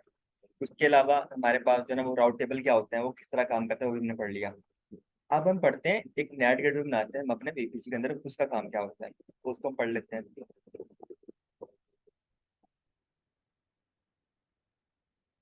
हमने ये डिस्कस किया था कि हमारे पास जो है ना जो ये होता है, एक पब्लिक सबनेट होता है और एक प्राइवेट सबनेट होता है। पब्लिक सबनेट के अंदर आपको जो भी सर्वर पड़े होंगे वो डायरेक्टली इंटरनेट पे जा सकते हैं थ्रू इंटरनेट गेटवे, यहाँ से जा सकते हैं इंटरनेट के ऊपर। ठीक है, उन्हें को डाउनलोडिंग करनी है, किसी ने उनको एक्सेस करना है तो डायरेक्टली इंटरनेट पे जा सकते हैं। लेकिन जो प्राइवेट सबनेट होते हैं वो इंटरनेट पे जा ही नहीं सकते। तो अगर प्राइवेट सबनेट इंटरनेट पे जा ही नहीं सकते तो उसको हम फिर बाद में मैनेज किस तरह करेंगे? फर्स्ट करें, आपको डेटाबेस चल रही है, डेटाबेस के अंदर बाद में कोई अपग्रेडेशन करनी है, कोई अपडेट करनी है, तो उसको डाउनलोडिंग करनी पड़ेगी। डाउनलोडिंग कैसे करेंगे? तो वो इंटरनेट पे जा ही नहीं सकता। ठीक है, किसी सर्वर के ऊपर कोई डाउनलोडिंग करनी है, कोई पैचिंग लगाना है, कोई सिक्योरिटी अपडेट करनी है, तो वो तो इंटरनेट पे जा ही नहीं सकता, उसको रास्ता ही नहीं पता, तो उसको फिर डाउनलोड कैसे करेंगे? कोई चीज अपडेट करनी है, डाउनलोड करनी है, किस तरह करेंगे? तो फिर उसके लिए क्या होता है, उसके लिए एक अलग कंसेप्ट आता है नेट गेटवे का। नेट गेटवे एक्चुअली जब हम पब्लिक सबनेट बनाते हैं तो पब्लिक सबनेट के अंदर हम किसकी एंट्री करते हैं? डायरेक्टली इंटरनेट गेटवे की एंट्री कर देते हैं, इंटरनेट गेटवे की, उसको रास्ता बता देते हैं। पर जो प्राइवेट सबनेट होता है उसके अंदर हम इंटरनेट गेटवे की एंट्री नहीं करते, उसके अंदर किसकी एंट्री होती है? उसके अंदर होती है नेट गेटवे की एंट्री, इसकी एंट्री होती है। ठीक है, और जो नेट गेटवे होता है हमेशा कहाँ बनता है? पब्लिक सर्वर के अंदर बनता है। तो नेट गेटवे हमेशा काम किसके लिए करता है? प्राइवेट सर्वर के लिए काम करता है। अगर कोई ऐसा कोई सर्वर पड़ा हुआ प्राइवेट सर्वर के अंदर तो उसने इंटरनेट पे जाना है, तो किसके थ्रू जाएगा? वो नेट गेटवे के थ्रू जाएगा। अब वो कैसे जाएगा, मैं आपको ना एग्जांपल देकर समझाता हूँ। अब फर्ज कर लें ये कॉलेज है आपका, ठीक है, ये कॉलेज है। इस कॉलेज के अंदर डिफरेंट क्लासरूम बने हैं, यहाँ पे क्लासरूम बना है, ये क्लासरूम बने हैं, ये क्लासरूम, और यहाँ पे प्रिंसिपल का ऑफिस है, ये प्रिंसिपल का ऑफिस है कॉलेज के अंदर। तो जो सख्त तरह के प्रिंसिपल होते हैं, तो उनसे हर कोई जाके डायरेक्टली नहीं मिलता, वो बहुत सख्त होते हैं, तो हर बच्चा जो है ना उनसे कम्युनिकेशन करने के लिए डरता है कि मैं डायरेक्टली ना मिलूं प्रिंसिपल से जाके। तो क्या होता है, हम किसी ना किसी रेफरेंस से जाके उसको मिलते हैं। फर्ज कर लें उस ऑफिस के बाहर, प्रिंसिपल ऑफिस का कोई पीएन बैठा हुआ है, या कोई सिक्योरिटी गार्ड बैठा हुआ है, कोई इसका असिस्टेंट बैठा हुआ है, तो हम उसको रिक्वेस्ट करेंगे कि भाई हमारा ये काम है, आप जो है ना प्रिंसिपल से ये जाके कह दो। तो वो कहता है हम डायरेक्टली प्रिंसिपल के पास नहीं जा सकते, ठीक है, क्योंकि हर कोई तो नहीं जा सकता प्रिंसिपल के पास, उसको अपना भी काम होता है। हमेशा जब भी किसी स्टूडेंट ने प्रिंसिपल के पास जाना है, तो वो किससे कम्युनिकेट करेगा, वो असिस्टेंट से कम्युनिकेट करेगा। तो इसका मतलब जो प्रिंसिपल है वो कहाँ पे बैठा हुआ है, वो प्राइवेट सबनेट के अंदर बैठा हुआ है, ये हमारा प्राइवेट सबनेट है। इससे हर कोई बात नहीं कर सकता, या ये हर किसी बात नहीं कर सकता। इसने किसी से मिलना है किसी स्टूडेंट से, तो किसको बोलेगा, असिस्टेंट को बोलेगा। तो असिस्टेंट किसको लेके आएगा, उस स्पेसिफिक बच्चे को बाहर से पकड़ कर लाएगा और प्रिंसिपल के सामने पेश कर देगा। इसी तरह अगर किसी बच्चे ने प्रिंसिपल से मिलना है, तो वो किसके थ्रू मिलेगा, वो पहले असिस्टेंट को मिलेगा, असिस्टेंट उसको लेके आएगा प्रिंसिपल के पास। ठीक है, सेम यही कॉन्सेप्ट है यहाँ पे ले लो, कि जो हमारा प्राइवेट स्टूडेंट होता है वो डायरेक्टली इंटरनेट पे नहीं जा सकता, उसको जाने के लिए असिस्टेंट की जरूरत पड़ती है। उस असिस्टेंट को हम क्या कहते हैं, नेट गेटवे। इसको भाइयों हम बोलते हैं नेट गेटवे। ठीक है, कि आपका जो सर्वर है उसने जब भी जाना है इंटरनेट के ऊपर, तो वो किसको रिक्वेस्ट करेगा, नेट गेटवे को रिक्वेस्ट करेगा, क्योंकि प्राइवेट के पास तो प्राइवेट पब्लिक आईपी नहीं है, तो वो जा ही नहीं सकता, ना उसको इंटरनेट गेटवे का रास्ता पता है। तो नेट गेटवे को रिक्वेस्ट करेंगे, और नेट गेटवे के पास एक आईपी होती है, पब्लिक आईपी होती है, तो ये डायरेक्टली जाएगा इंटरनेट के ऊपर, वहां पे सिक्योर तरीके से जो भी कम्युनिकेशन वो करवाएगा। तो प्राइवेट चीजों को सिक्योर तरीके से इंटरनेट पे जाने के लिए, अंदर आने के लिए जो चीज यूज होती है, उसको कहते हैं नेट गेटवे। तो नेट गेटवे का ये काम होता है। यानी सर जो इंटरनेट गेटवे है वो पब्लिक सबनेट के लिए, और जो नेट गेटवे है वो प्राइवेट सबनेट के लिए। प्राइवेट सबनेट के लिए। और दूसरी चीज आपने एक और बात याद रखनी है, दूसरी बात आपने याद रखनी है कि जो नेट गेटवे होता है वो काम प्राइवेट के लिए ही करता है। ठीक है, नेट गेटवे काम प्राइवेट के लिए ही करता है, लेकिन नेट गेटवे को बनाते हैं हम कहाँ पे, हम पब्लिक सबनेट के अंदर बनाते हैं, ये चीज आपने याद रखनी है। नेट गेटवे काम प्राइवेट सबनेट के लिए ही करता है, लेकिन वो हम बनाते हैं उसको कहाँ पे, क्रिएट कहाँ पे करते हैं, पब्लिक सबनेट के अंदर करते हैं, जिस तरह आपको डायग्राम बताया गया है। ये देखो, नेट गेटवे को पब्लिक सबनेट के अंदर हमने क्रिएट किया हुआ है। ठीक है, इसको आप प्राइवेट के अंदर क्रिएट नहीं कर सकते, क्योंकि इसने तो इंटरनेट पे लेके जाना है। ठीक है, आप देखो ना, इसको हम अब पब्लिक के अंदर क्यों करते हैं, क्योंकि जो पब्लिक सबनेट का हमने राउटर बनाया हुआ है, उसको किसकी एंट्री दी हुई है हमने, इंटरनेट गेटवे की। तो अगर नेट गेटवे हम बनाएंगे पब्लिक सबनेट के अंदर, तो इसका मतलब नेट गेटवे इंटरनेट पे जा सकता है डायरेक्टली। ठीक है, इसलिए नेट गेटवे को हम पब्लिक सबनेट के अंदर ही बनाते हैं। दूसरी चीज हमें याद रखनी है कि जो नेट गेटवे होता है ना, उसको हम हमेशा एक इलास्टिक आईपी देते हैं, उसको डायनेमिक आईपी हम नहीं देते। जब भी हम नेट गेटवे बनाएंगे उसको हम हमेशा एक स्टैटिक आईपी देंगे, एक इलास्टिक आईपी देंगे, जिसकी हमने कल लैब की थी। ये दो चीज आपने याद रखनी है सिर्फ नेट गेटवे के लिए, एग्जाम पॉइंट ऑफ व्यू से। इसको पढ़ लेते हैं। A net gateway permits instance in the private subnet to connect outside the VPC. ठीक है, ये सब यहाँ तक समझ आ गई आपको। However, anything outside the VPC cannot initiate a connection. It will be sent a reset flag. तो अगर बाहर से किसी ने आना है तो वो भी उसके थ्रू आएगा, उसके लिए फिर नहीं आ सकता। अगर आपने जो है ना इंटरनेट पे जाना है, अगर आपने इंटरनेट पे जाना है तो आप जो है ना प्राइवेट सबनेट के ऊपर जाओगे। लेकिन अगर आपने प्राइवेट सबनेट को एक्सेस करना है तो वो किस तरह करोगे, तो उसके लिए अलग से मेथड होते हैं, बैच नोट्स हम बनाते हैं, उसके थ्रू हम जो है ना वो कनेक्ट करते हैं अपने प्राइवेट सबनेट को। ठीक है, आपका प्राइवेट सबनेट है, उसके अंदर जो भी आपका वीपीसी, आपका एक प्राइवेट सबनेट है, उसके अंदर ये देखें यहाँ पे येलो कलर का साइन है, इसका मतलब क्या है, ये EC2 बना हुआ है, एक सर्वर बना हुआ है। इस सर्वर को पब्लिक आईपी नहीं मिली। ठीक है, तो पब्लिक आईपी नहीं मिली, वैसे भी ये प्राइवेट के अंदर है, तो इसका मतलब इंटरनेट पे नहीं जा सकता। तो इंटरनेट पे जाने के लिए क्या करना पड़ेगा, नेट गेटवे बनाना पड़ेगा। नेट गेटवे के थ्रू हम जो भी डाउनलोडिंग करेंगे, अपडेट करेंगे, नेट गेटवे के थ्रू करेंगे। उसके बाद अगर आपने प्राइवेट सर्वर के अंदर सर्वर को एक्सेस करना है, तो भी हम डायरेक्ट नहीं कर सकते। उसके लिए भी फिर हमें क्या करना पड़ेगा, वो भी सिक्योर एक पैशन पोस्ट होता है, वो भी एक तरीका होता है, उसके थ्रू इसको हम एक्सेस करते हैं। उसको भी हम यहाँ पे यही कह रहे हैं, anything outside the VPC can not initiate a connection. वो रिक्वेस्ट नहीं कर सकता कि आपके जो प्राइवेट सर्वर के अंदर कोई आपका सर्वर बना हुआ है, तो उसको वो डायरेक्टली रिक्वेस्ट नहीं कर सकता, उसको वो एक्सेस नहीं कर सकता, क्योंकि वो सिक्योर। इसी तरह जो हमारे पास फेसबुक होते हैं, जो बड़ी बड़ी कंपनीज होती हैं, उनके डाटाबेसेस पड़े होते हैं वो बैकएंड पे इसी तरह पड़े होते हैं, प्राइवेट सबनेट के अंदर पड़े होते हैं। सिक्योर तरीके से उनको हम डायरेक्टली कम्युनिकेट नहीं कर सकते, डायरेक्टली एक्सेस नहीं कर सकते। ठीक है, सर ये इसका क्या मतलब है, it will be set sent reset flag? मतलब वो आपको एरर दे देगा या वो आपको एक्सेस नहीं कर पाएगा। ठीक है, वो अलग तरीका होता है, वो हम डिस्कस करेंगे उसको हम किस तरह एक्सेस कर पाएंगे। पब्लिक सबनेट क्या होता है ये हमने पढ़ लिया। The net gateway is assigned N elastic IP address which is a public IP address and is located in the public subnet. तो देखो उन्होंने यहाँ पे दोनों बातें कर दी। उन्होंने यहाँ पे कह दिया कि जो नेट गेटवे होता है ना, बेशक काम पब्लिक प्राइवेट के लिए करता है, लेकिन इसको हम क्रिएट कहाँ पे करते हैं, पब्लिक सबनेट के अंदर क्रिएट करते हैं। और दूसरी चीज ये कि जो आपका नेट गेटवे होता है, इसको हम हमेशा एक इलास्टिक आईपी साइन करते हैं। ठीक है, ये देखो इलास्टिक आईपी इसको हम साइन करते हैं। इसको इलास्टिक आईपी क्या होती है, पब्लिक आईपी होती है। तो अगर नेट गेट में इंटरनेट के ऊपर जाना है तो ऑब्वियसली इसके पास भी पब्लिक आईपी होनी चाहिए, इसलिए इसको मिलता है कि इलास्टिक आईपी, एक स्टैटिक आईपी देते हैं इसको। सर यहाँ पे नेट गेटवे जो है ये एज अ राउटर काम कर रहा है? कह सकते हो, लेकिन जो है ना वो राउटर उस सेंस में हम नहीं कह सकते। क्योंकि आईपी तो सर डिवाइस को मिलती है ना, वो डिवाइस जैसे फंक्शन फॉर एग्जांपल EC2 को आईपी मिलती है, राउटर हम्म, को आईपी मिलती है, तो ये क्या कौन सी डिवाइस कहलाएगी जिसको हम आईपी दे रहे हैं? ये गेटवे ही होगा एक, इसको एक्चुअली बोलते हैं नेटवर्क एक्सेस ट्रांसलेशन। एक गेटवे होता है जो आपको ट्रांसलेट करता है, ठीक है, आपको जो प्राइवेट की ट्रैफिक होता है उसको इंटरनेट पे लेके जाता है। तो इसको कह सकते हैं एज राउटर हमारे लिए काम करता है, लेकिन उस सेंस में इसको नहीं कह सकते इसको जो ना कि इसको ये हमारे लिए एक राउटर है। ठीक है, वो आप राउटर कह नहीं सकते, लेकिन उसकी तरह काम करता है हमारे लिए, क्योंकि इसको आईपी मिली होती है कि इलास्टिक आईपी स्कीम होती है।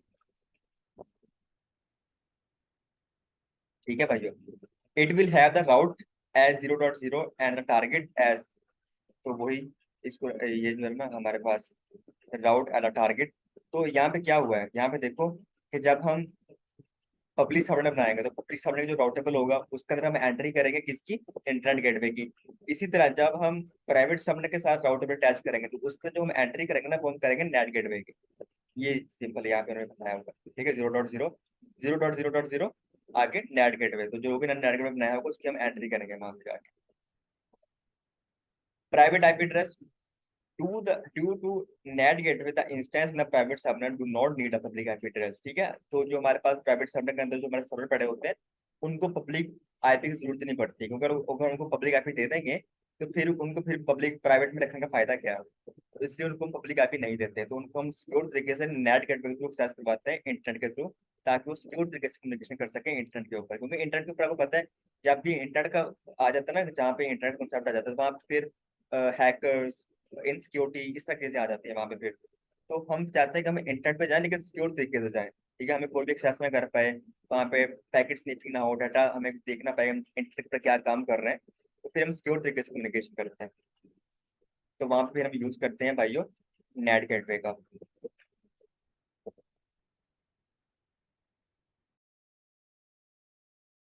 हमने इसको स्किप किया था, हम उसको पढ़ लेते हैं। हमने पढ़ा कि हमारा VPC क्या होता है, नेटवर्क होता है।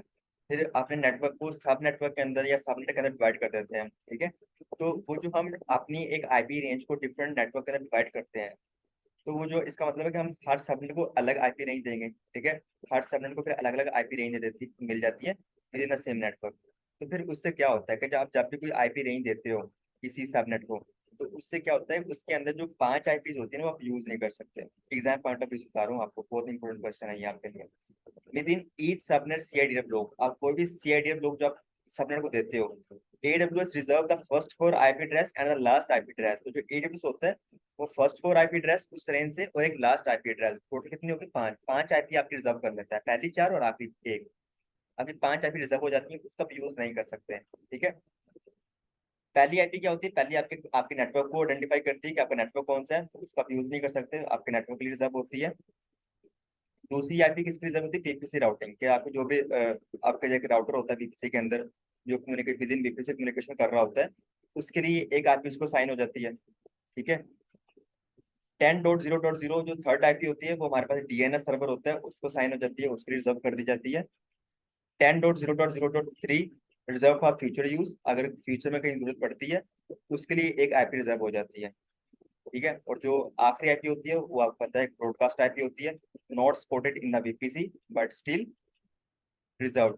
तो इसको यूज नहीं किया जाता बट उसको रिजर्व कर लेते हैं। पहली 4 आईपी और एक लास्ट जो ब्रॉडकास्ट आईपी होती है उसको रिजर्व कर लिया जाता है, इसको आप यूज नहीं कर सकते। इसका मतलब कि आप जो भी आईपी निकालोगे, 28 में हमें कितनी आईपी मिल रही थी, 16 मिल रही थी, तो 16 के अंदर 5 रिजर्व होगी, तो हमारी फिर यूजेबल कितनी होगी, 11 होगी।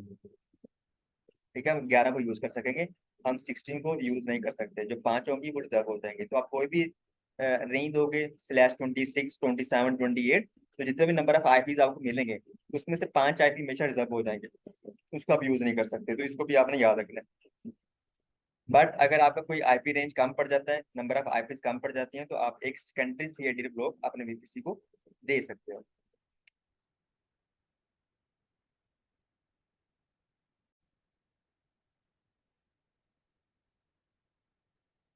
Important concept with in BPC, एक सीआईडी ब्लॉक होता है जो हमें प्राइवेट आईपी रेंज देते हैं /16 से लेकर 28 तक। सबनेट बनाते हैं, allocate a range of IP address with in your BPC, अपने बीपीसी को सब नेटवर्क के अंदर डिवाइड कर देते हैं, जिसको हम कहते हैं सबनेट। राउटेबल बनाते हैं, राउटेबल क्या होता है, rules that the VPC use to route traffic, कि आपकी ट्रैफिक को राउट किस तरह करना है, उसके अंदर हम एक्चुअली क्या करते हैं, राउटिंग करते हैं। तो हर सबनेट का अलग अलग राउटेबल होगा। अगर मल्टीपल प्राइवेट सबनेट है तो उनका एक ही राउटेबल हो सकता है। अगर मल्टीपल पब्लिक सबनेट है उनका भी एक ही राउटेबल हो सकता है, बट पब्लिक और प्राइवेट का राउटेबल अलग अलग होगा। ठीक है, क्योंकि उसके अंदर एंट्री अलग अलग होगी। इंटरनेट गेट में क्या होता है, एक मेन गेट होता है आपके बीपीसी का, जहाँ से आपकी जो ट्रैफिक है वो एंटर भी होगी और एग्जिट भी हो सकती है। Attach to your VPC and permit communication from your VPC to the internet. VPC endpoint भी होते हैं, a private connection between at services without the need of the internet. अगर आप चाहते हैं किसी भी सर्विस को एक्सेस करना विदाउट इन्वॉल्विंग इंटरनेट, तो वहाँ पे बीपीसी एंड पॉइंट एक सर्विस होती है, उसका यूज कर सकते हो।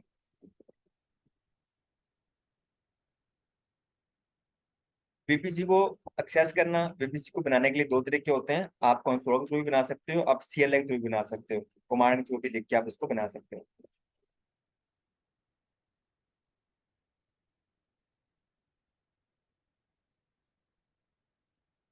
यहाँ पे थोड़ा सा लिखा हुआ है, attach to VPC and allow communication from VPC to internet, this service must be created and attach to VPC, after it is attach it must be added to route table of the public subnet. वही बात कि इसकी entry आपने जरूर कर देनी है public subnet के अंदर, ताकि उसको बाहर का रास्ता मिल जाए। ठीक है, लेकिन प्राइवेट सबनेट के अंदर किसकी एंट्री करनी है हमने, जी भाइयों, जो हमारा पब्लिक सबनेट होता है उसका जो राउट टेबल होता है उसके अंदर हम एंट्री करते हैं नेट गेटवे। इंटरनेट गेटवे की, बट जो प्राइवेट होता है उसके अंदर हम एंट्री करते हैं नेट गेटवे की।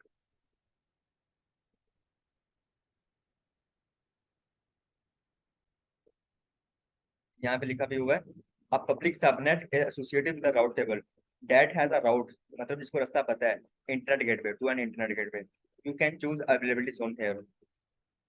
अ private subnet doesn't have an internet gateway, जो हम राउट टेबल प्राइवेट सबनेट के साथ अटैच करते हैं उसको हम इंटरनेट गेटवे का रास्ता नहीं बताते या उसके अंदर एंट्री नहीं करते on the route table that is associated to it. However, a network can be route on this route table, कि जो प्राइवेट सबनेट होता है उसके अंदर जो हमारा राउट टेबल होता है उसके साथ उसके अंदर हम नेट गेटवे की एंट्री कर सकते हैं, लेकिन उसके अंदर हम इंटरनेट गेटवे की एंट्री नहीं करते। जी स्टूडेंट, तो अभी तक हमने बीपीसी कवर कर लिया। बीपीसी के अंदर जितने भी कंपोनेंट होते हैं, राउट टेबल क्या होता है, नेट गेटवे क्या होता है, सारी चीजें वो हमने डिस्कस कर ली हैं। अब हम पढ़ते हैं, थोड़ा सिक्योरिटी की तरफ चले जाते हैं, कि जो हमें सिक्योरिटी सर्विस होती है उसके अंदर एक चीज आती है सिक्योरिटी ग्रुप। तो ये क्या चीज होती है, इसकी आपने लैब भी की अगर आपको याद हो, जब हम प्रीवियस लैब्स में जब हमने EC2 बना रहे थे तो वहाँ पे हम सिक्योरिटी ग्रुप लगाते थे उसको। ठीक है, वहाँ पे हम पोर्ट इनेबल करते थे, प्रोटोकॉल लगाते थे, तो वो सिक्योरिटी ग्रुप ये होता है। तो सिक्योरिटी ग्रुप क्या होता है, आपका एक तरह की फायरवॉल होता है, जहाँ पे आप रूल डिफाइन करते हो, पोर्ट किस पोर्ट को इनेबल करना है, किसको ब्लॉक करना है, कहाँ से ट्रैफिक आए, कहाँ से ट्रैफिक बाहर जाए। तो वो सारी चीजें आप कहाँ पे करते हो, सिक्योरिटी ग्रुप के अंदर आके करते हो। तो ये एक तरह का फायरवॉल होता है हमारे पास क्लाउड के अंदर। What is security group? It is a firewall at the EC2 instance level that control incoming traffic. ठीक है, एक तरह की फायरवॉल होती है जो किसके ऊपर लगती है, सर्वर के ऊपर लगती है, ये आपने हमेशा याद रखना है। फायरवॉल तो होती है लेकिन हमेशा कहाँ पे लगती है, EC2 के ऊपर लगती है, किसी सर्वर के ऊपर लगती है। स्टेटफुल होता है, security groups are stateful. Stateful means that if request from your instance are sent, the response traffic is allowed to flow back regardless of the inbound route। ठीक है, इसका मतलब ये होता है कि आपका जो सिक्योरिटी ग्रुप होता है ना, एक तो ये इंस्टेंस लेवल के ऊपर लगता है, EC2 के ऊपर लगता है, दूसरा ये स्टेटफुल होता है। स्टेटफुल ये होता है कि इसमें जो बाय डिफॉल्ट आउटबाउंड टूल होता है ना वो अलाउ होता है, ठीक है, वो अलाउ होता है, उसमें उसमें हम चेंजिंग नहीं कर सकते। लेकिन जो हमारा इनबाउंड रूल होता है हम हमेशा उसी के अंदर चेंजिंग करते हैं। यहाँ पे लिखा हुआ है if request from your instance are sent, अगर आपकी इंस्टेंस से कोई ट्रैफिक गई है इंटरनेट के ऊपर, the response traffic is allowed to flow back regardless of the inbound rule. अगर कोई नहीं भी लगा हुआ इनबाउंड रूल तो वो वापस भी आ सकती है ट्रैफिक आपके इंटरनेट से, ठीक है, अगर आपको सर्वर उसने अपडेट करना है तो इंटरनेट पे जा भी सकते हो और आ भी सकता है। लेकिन अगर कोई यूजर ने एक्सेस करना है आपको तो वहां पे इनबाउंड रूल लगा होना चाहिए आपके सर्वर के ऊपर, तो इसलिए इसको हम कहते हैं stateful. Block all traffic by default, a security group blocks all traffic by default, you must allow. अगर आपने कोई EC2 बनाया है और आपने उसके साथ कोई भी सिक्योरिटी ग्रुप अटैच नहीं किया तो इसका मतलब है बाय डिफॉल्ट इनबाउंड रूल जो है वो ब्लॉक होगा, कोई भी ट्रैफिक उसके ऊपर नहीं आ सकेगी, ठीक है। बाय डिफॉल्ट क्या होता है, you must allow the protocol port range internet ICMP तमाम आपको वहां पे अलाउ करना पड़ेगा। तो बाय डिफॉल्ट जो है ना वो ब्लॉक करता है तमाम ट्रैफिक। तो आपने एग्जाम पॉइंट ऑफ व्यू से ये याद रखना है कि अगर आपका सिक्योरिटी ग्रुप नहीं लगा हुआ, आपने वहां पे कोई भी रूल नहीं लगाया, कोई भी पोर्ट ओपन नहीं की, तो बाय डिफॉल्ट तमाम ट्रैफिक को वो क्या कर देगा, ब्लॉक कर देगा। लेकिन आउटबाउंड ब्लॉक नहीं करेगा, आउटबाउंड ओपन रहेगी बाय डिफॉल्ट, ठीक है। इनबाउंड आउटबाउंड पता है ना आपको, इनबाउंड क्या होता है कि जो ट्रैफिक हमारे सर्वर के ऊपर आ रही है। आउटबाउंड क्या होता है जो ट्रैफिक हम सर्वर इंटरनेट पे जा रहा है, कोई डाउनलोडिंग के लिए, अपडेट के लिए जो इंटरनेट पे जा रहा है, तो उसको हम कहते हैं आउटबाउंड। सर ये स्टेटफुल को जरा दोबारा क्लियर कर देंगे।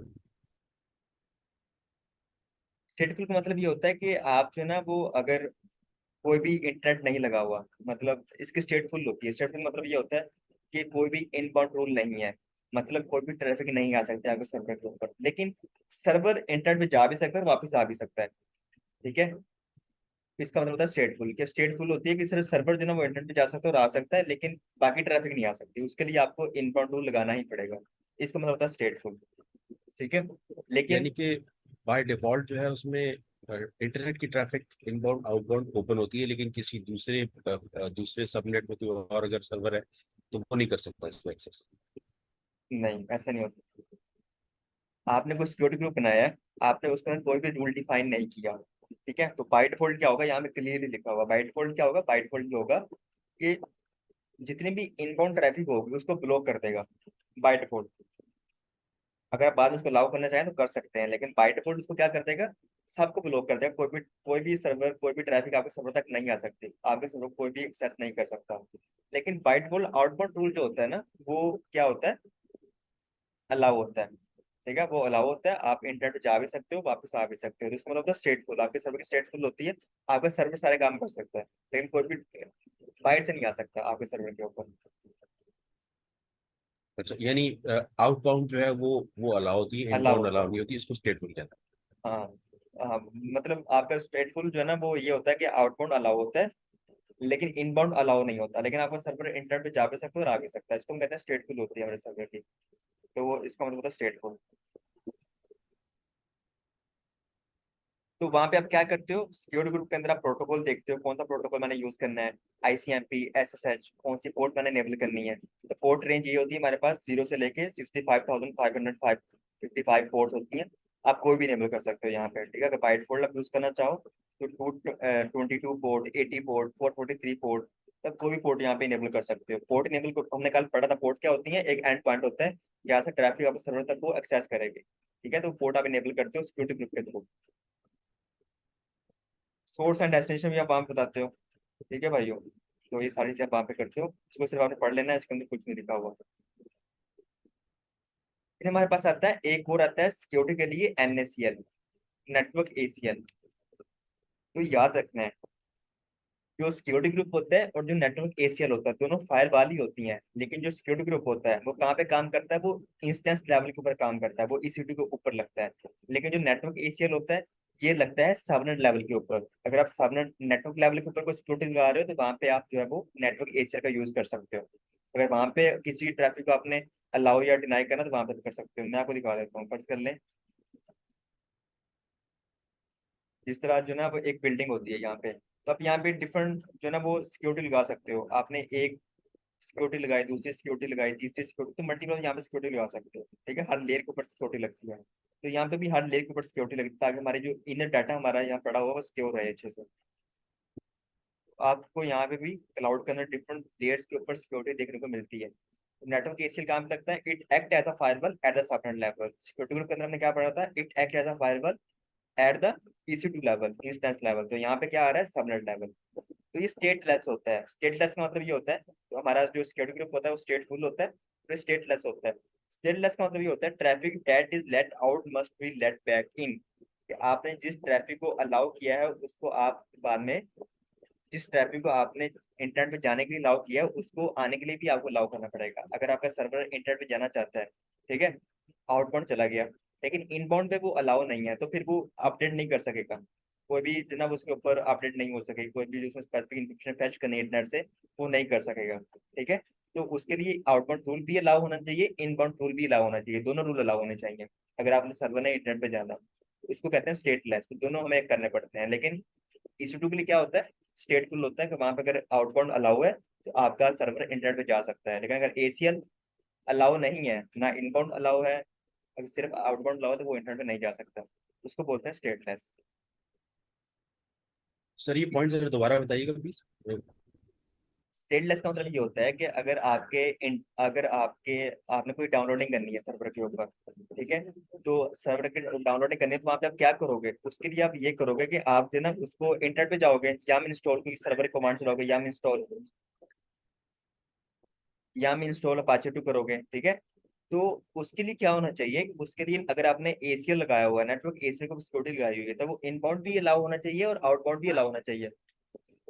ठीक है भाइयों, तो वरना वो इंटरनेट पे नहीं जा सकेगा, तो इसलिए इसको कहते हैं स्टेटलेस। लेकिन सिक्योरिटी ग्रुप के अंदर ऐसा नहीं होता। अगर सिक्योरिटी ग्रुप के अंदर अगर आपने इंटरनेट पे जाना है, तो सिर्फ आउटबाउंड अलाउ होना चाहिए, इनबाउंड ना भी अलाउ हो तो वो आपका काम हो जाता है। डिफॉल्ट यानी सर अगर ACL।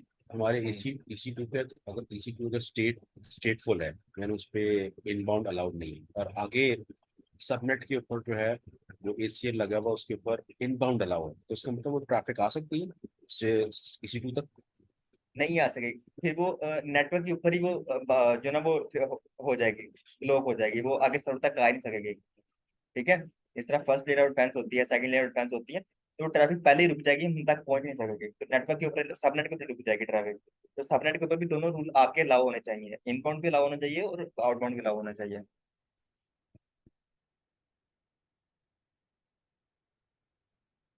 ठीक है भाइयों, तो उसके बाद हमने पढ़ा था,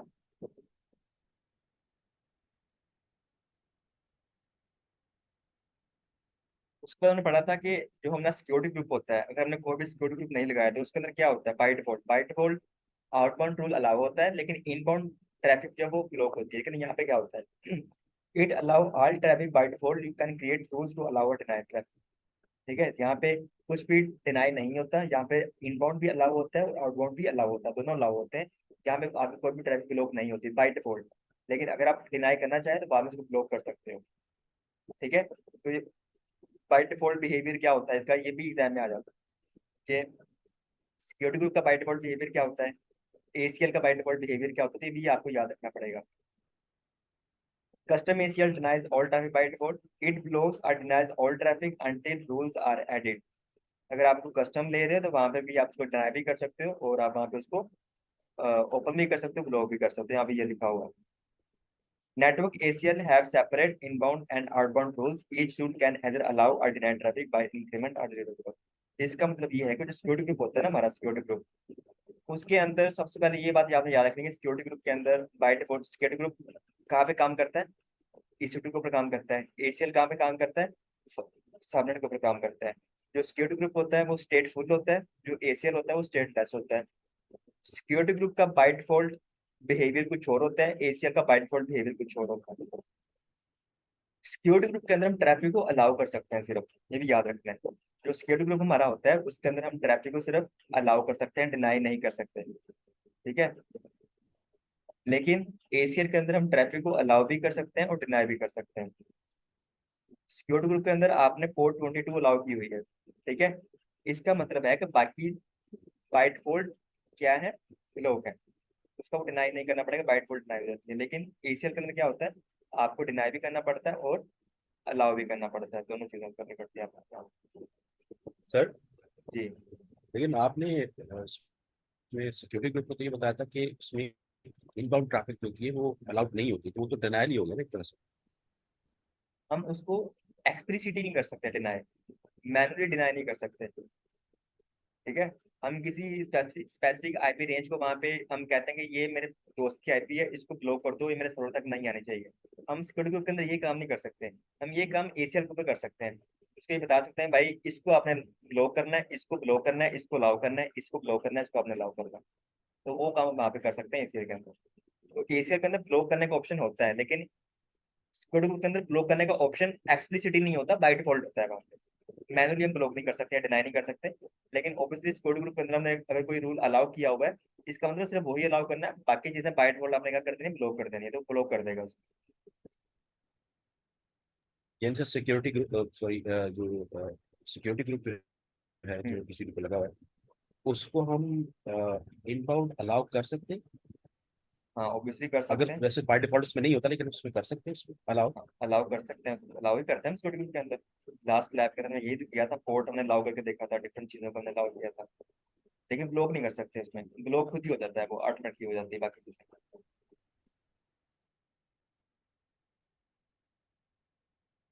मैं आपको यहाँ पे बता देता हूँ, यहाँ पे देखें।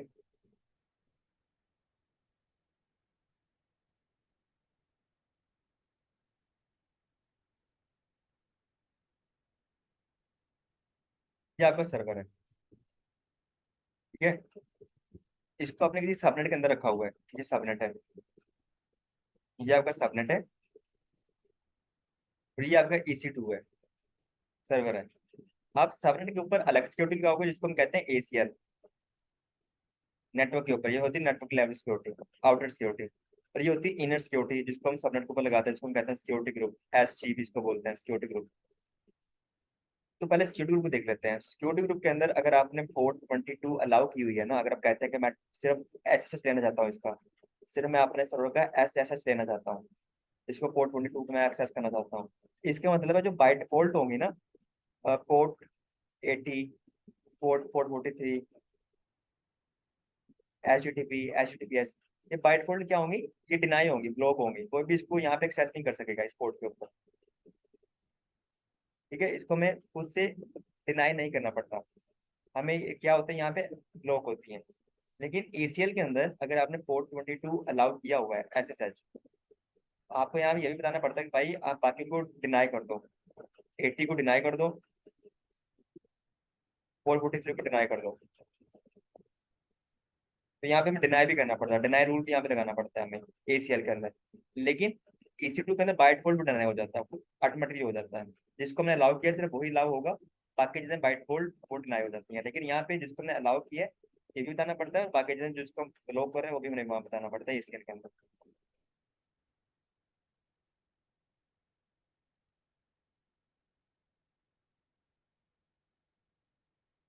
तो ये आपको एक तरह की ना उन्होंने एक बनाया हुआ है एक डायग्राम, कि यहाँ पे क्या हो रहा है। हमारे पास एक रीजन है, उस रीजन के अंदर हमारे पास जोन तो नहीं बनाए हुए, लेकिन यहाँ पे वो क्या कह रहे हैं, हमारे पास एक VPC है, उस VPC के अंदर हमारे पास दो सबनेट है, एक पब्लिक सबनेट है और एक प्राइवेट सबनेट है। ठीक है, और VPC के साथ इंटरनेट गेटवे भी अटैच है। अब यहाँ पे हो क्या रहा है कि आपका एक सर्वर जो है ना वो पब्लिक सबनेट के अंदर है, जो सर्वर आपका पब्लिक सबनेट के अंदर है उसको पब्लिक आईपी मिली होगी, लेकिन जो आपका सर्वर प्राइवेट सबनेट के अंदर है तो उसको पब्लिक आईपी नहीं है, उसके पास सिर्फ प्राइवेट आईपी है, इसके बाद उसको हम इंटरनेट पे नहीं ले जा सकते। तो उसके लिए फिर हमने क्या किया, एक नेट गेटवे बनाया है। तो नेट गेटवे हम हमेशा कहाँ बनाते हैं, पब्लिक सबनेट के अंदर बनाते हैं नेट गेटवे। फिर हमने राउटिंग भी की होगी इसी बैकेंड के ऊपर, इसके साथ अलग राउटर टेबल बनाया होगा, इसके साथ अलग राउटर टेबल हमने बनाया होगा, क्रिएट किया होगा हमने। ठीक है भाइयों।